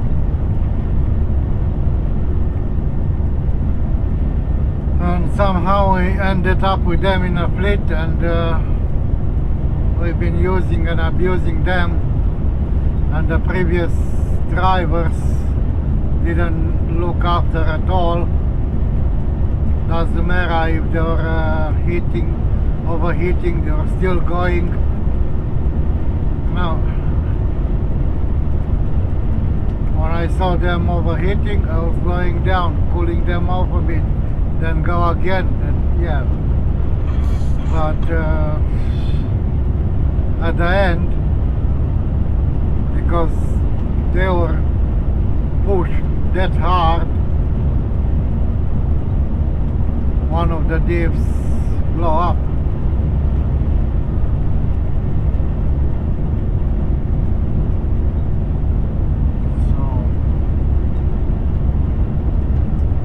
These ones at least are designed to run on 100 kilometers an hour with no problems.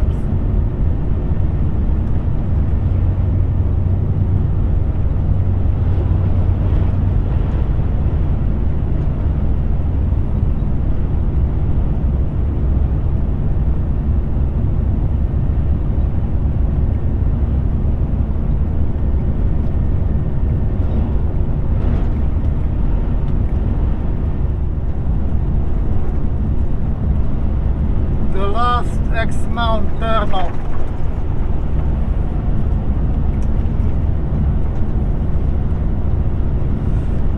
Yeah, this is the second turn off towards X Mount.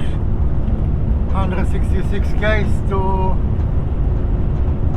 X Mount Coral Bay.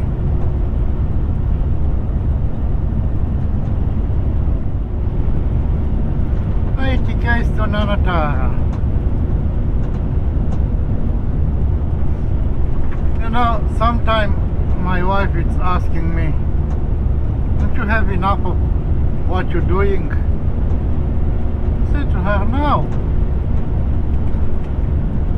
I can't do anything else. I enjoy this so much. It's so peace and quiet. No one to bother me, no one to disturb me. Yeah, just drive. Maybe a car every 15 minutes, half an hour, sometimes not even for an hour. Well, if you are where I was last week, you may not get one all day.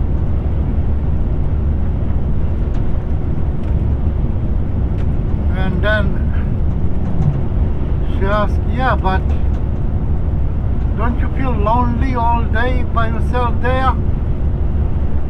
And as a joke I said to her, no, I'm not lonely, it's two of us.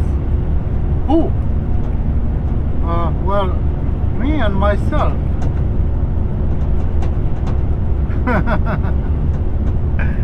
Yeah, but it's too peaceful doing what I'm doing, being here. I can't go back to work in a city, especially to go back in office. No way. Not at this stage in my life. Nah.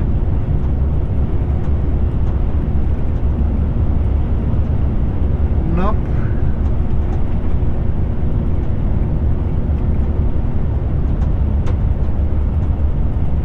I'll rather take care of 100 kangaroos on a land than looking after a group of 10 people in a warehouse. Yeah, that's the worst job, working with people.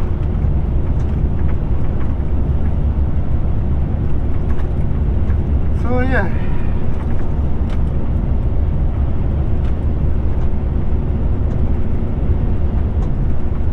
It's almost 6. Yeah, by 8 o'clock.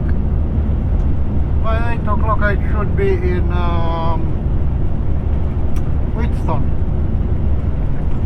Well, it's been 2 weeks since I never been, because last week instead of coming here I was still in Pilbara, in Marble Bar. So I'm curious to see how much did they progress with all that over there. all that road work and building and everything there.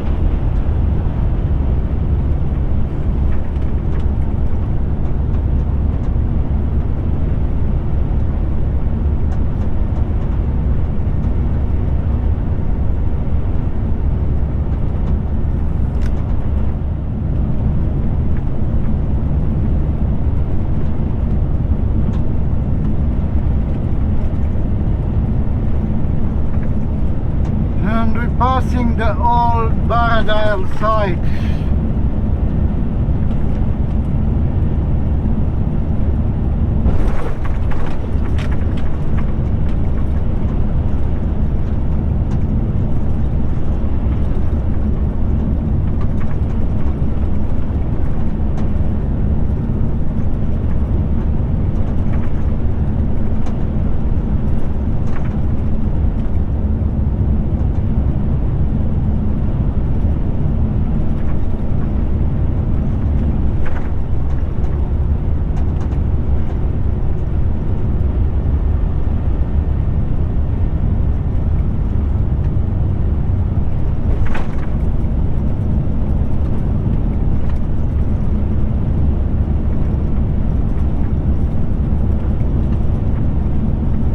Get a bit of rain tonight.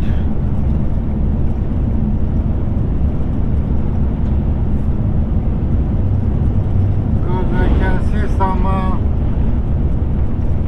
dark grey clouds at the horizon. Never know. Never know, my luck.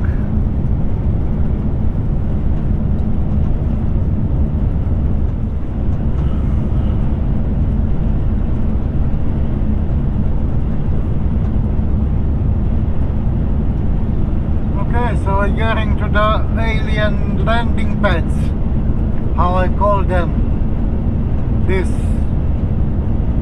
flat top hills.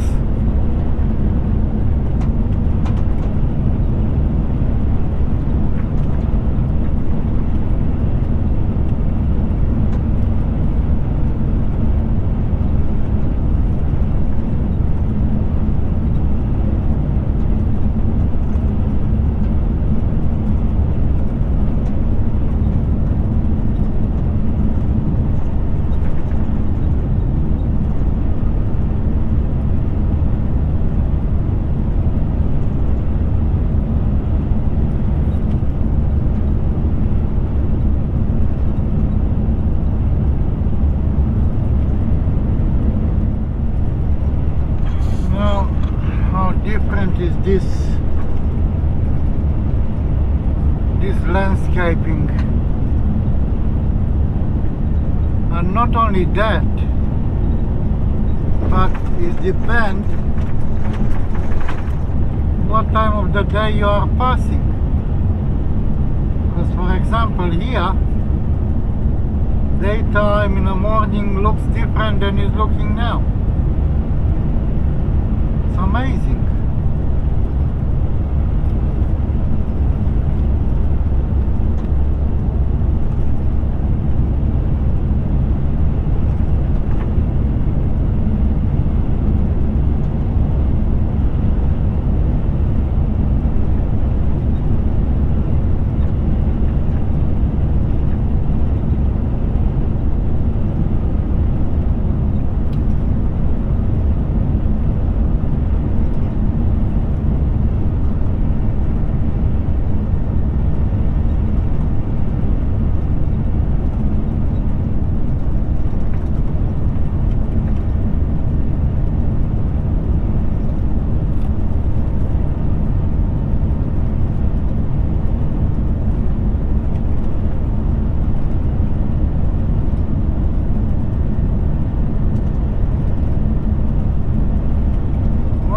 For sure, in this area is not much of a wildlife.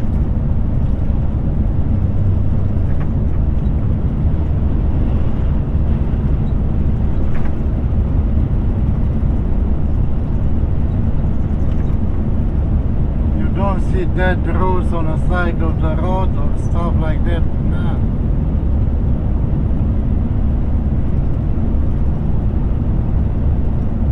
I didn't saw any alive either.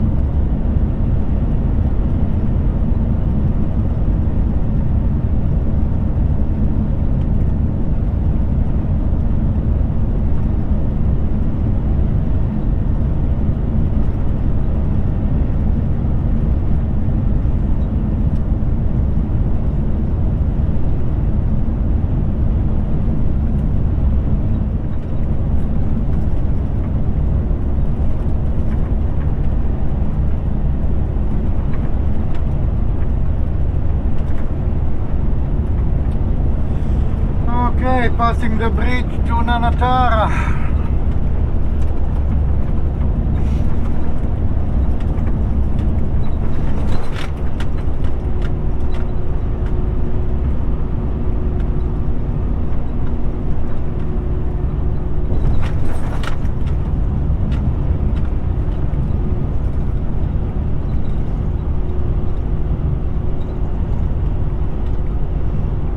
Few oversizes, few trucks there.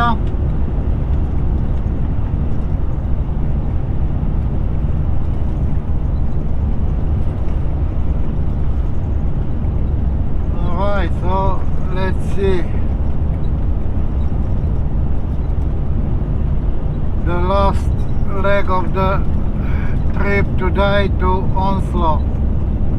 Well, Onslow. It's Wheatstone Camp, but yeah, next to Onslow anyway. 126 k's. Well,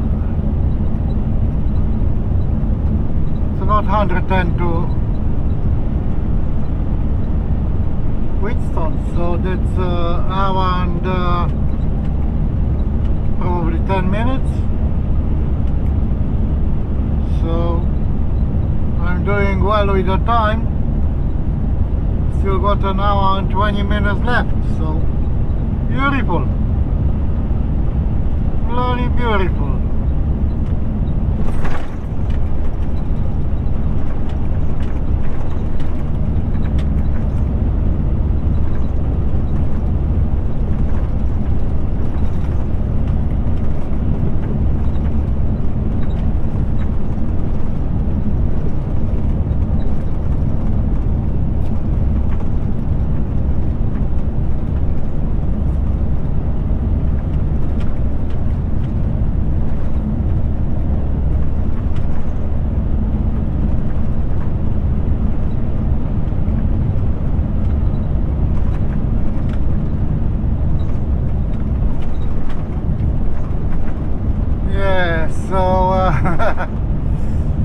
I was talking recently with some colleagues. They had to go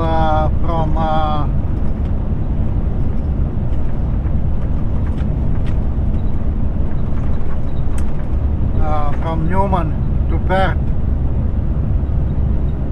via Tom Price and Nanatara.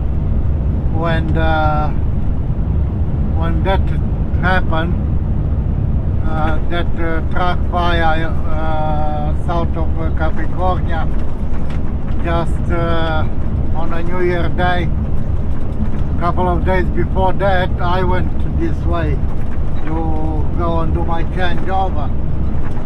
I was talking with them and they were whinging and bitching about this. I said, guys, come on, I just been there 2 days ago. It is narrow, it is, but it's not that bad. Let's face it. Start wearing some pants. And yeah, I mean, it's a narrow road, but can be done safe without problem. I've been there, no problem. So I didn't find it that bad. was a lot worse where I went last week in the middle of Pilbara, Marble Bar, that area. That was a lot worse than this road. This one is sealed all the way.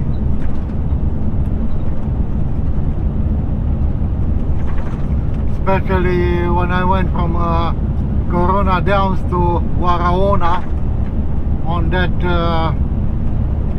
windy dirt road.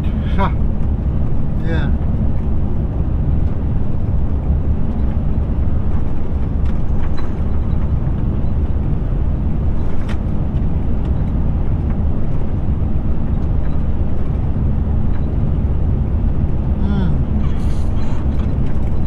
I don't know what to say. The rain already passed. It's over there in a Pilbara, or it's coming this way. I can't see it coming this way, but yeah, never know.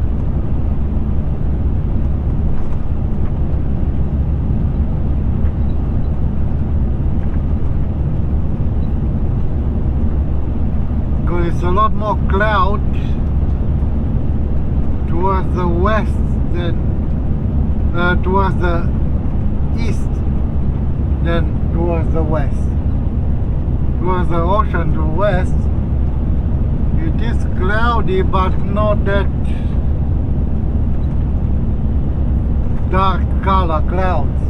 When on the east, it's a lot more dark. So I don't know.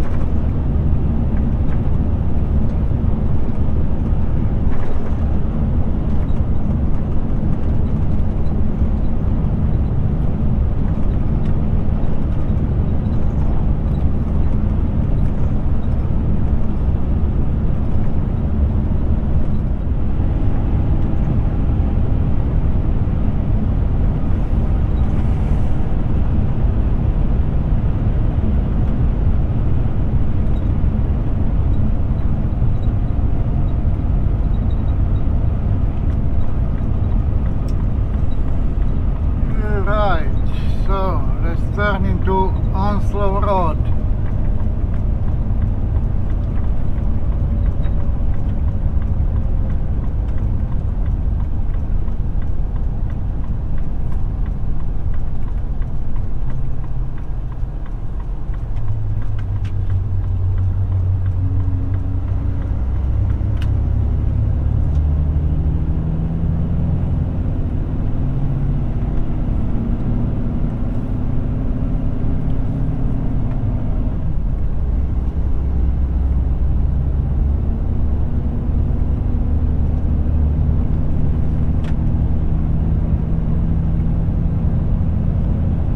About 70 km to the camp. It's 81 to Onslow, but yeah.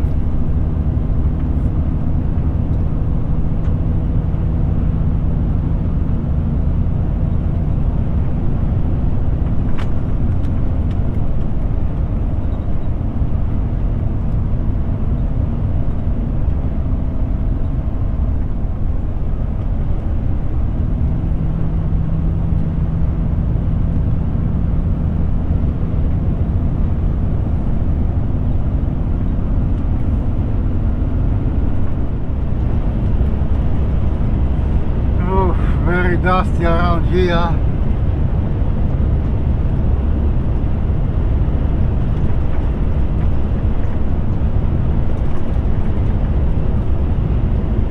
It's like a fog.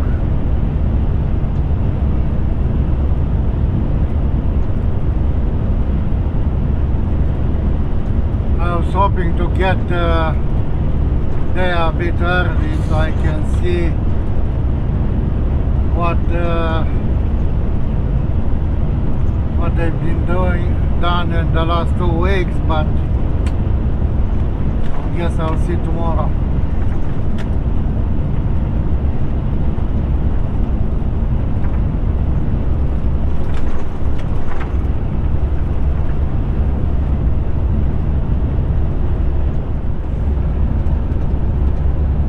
They'll have a a look how dusty it is. I can hardly see anything.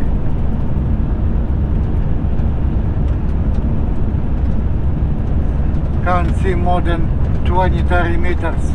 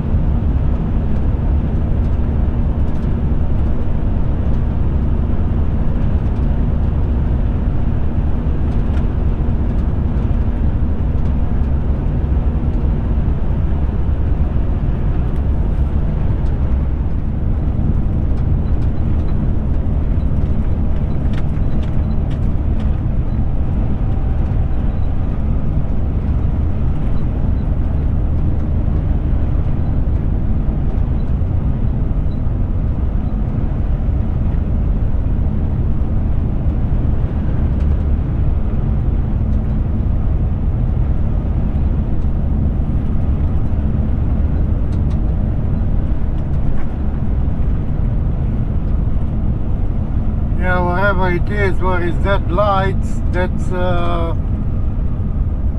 something new.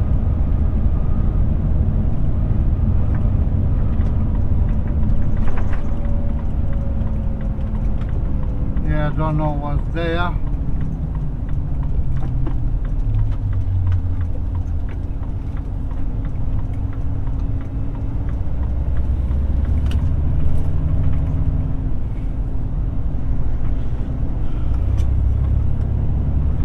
I don't know how these poor people survive here with all this dust.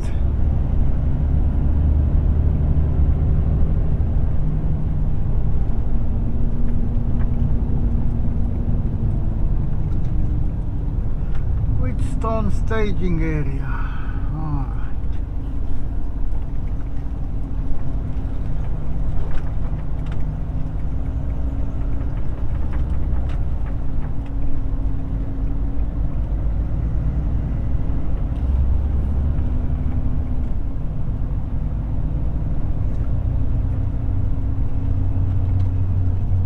The usual thing is just myself.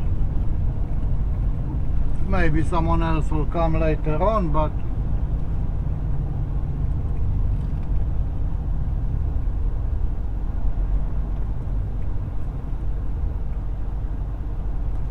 okay. So, whoa, that's it for today. What can I say? Thank you very much for being with me, guys, and we'll do it all over again in the morning, eh? Till then, you stay safe and good night.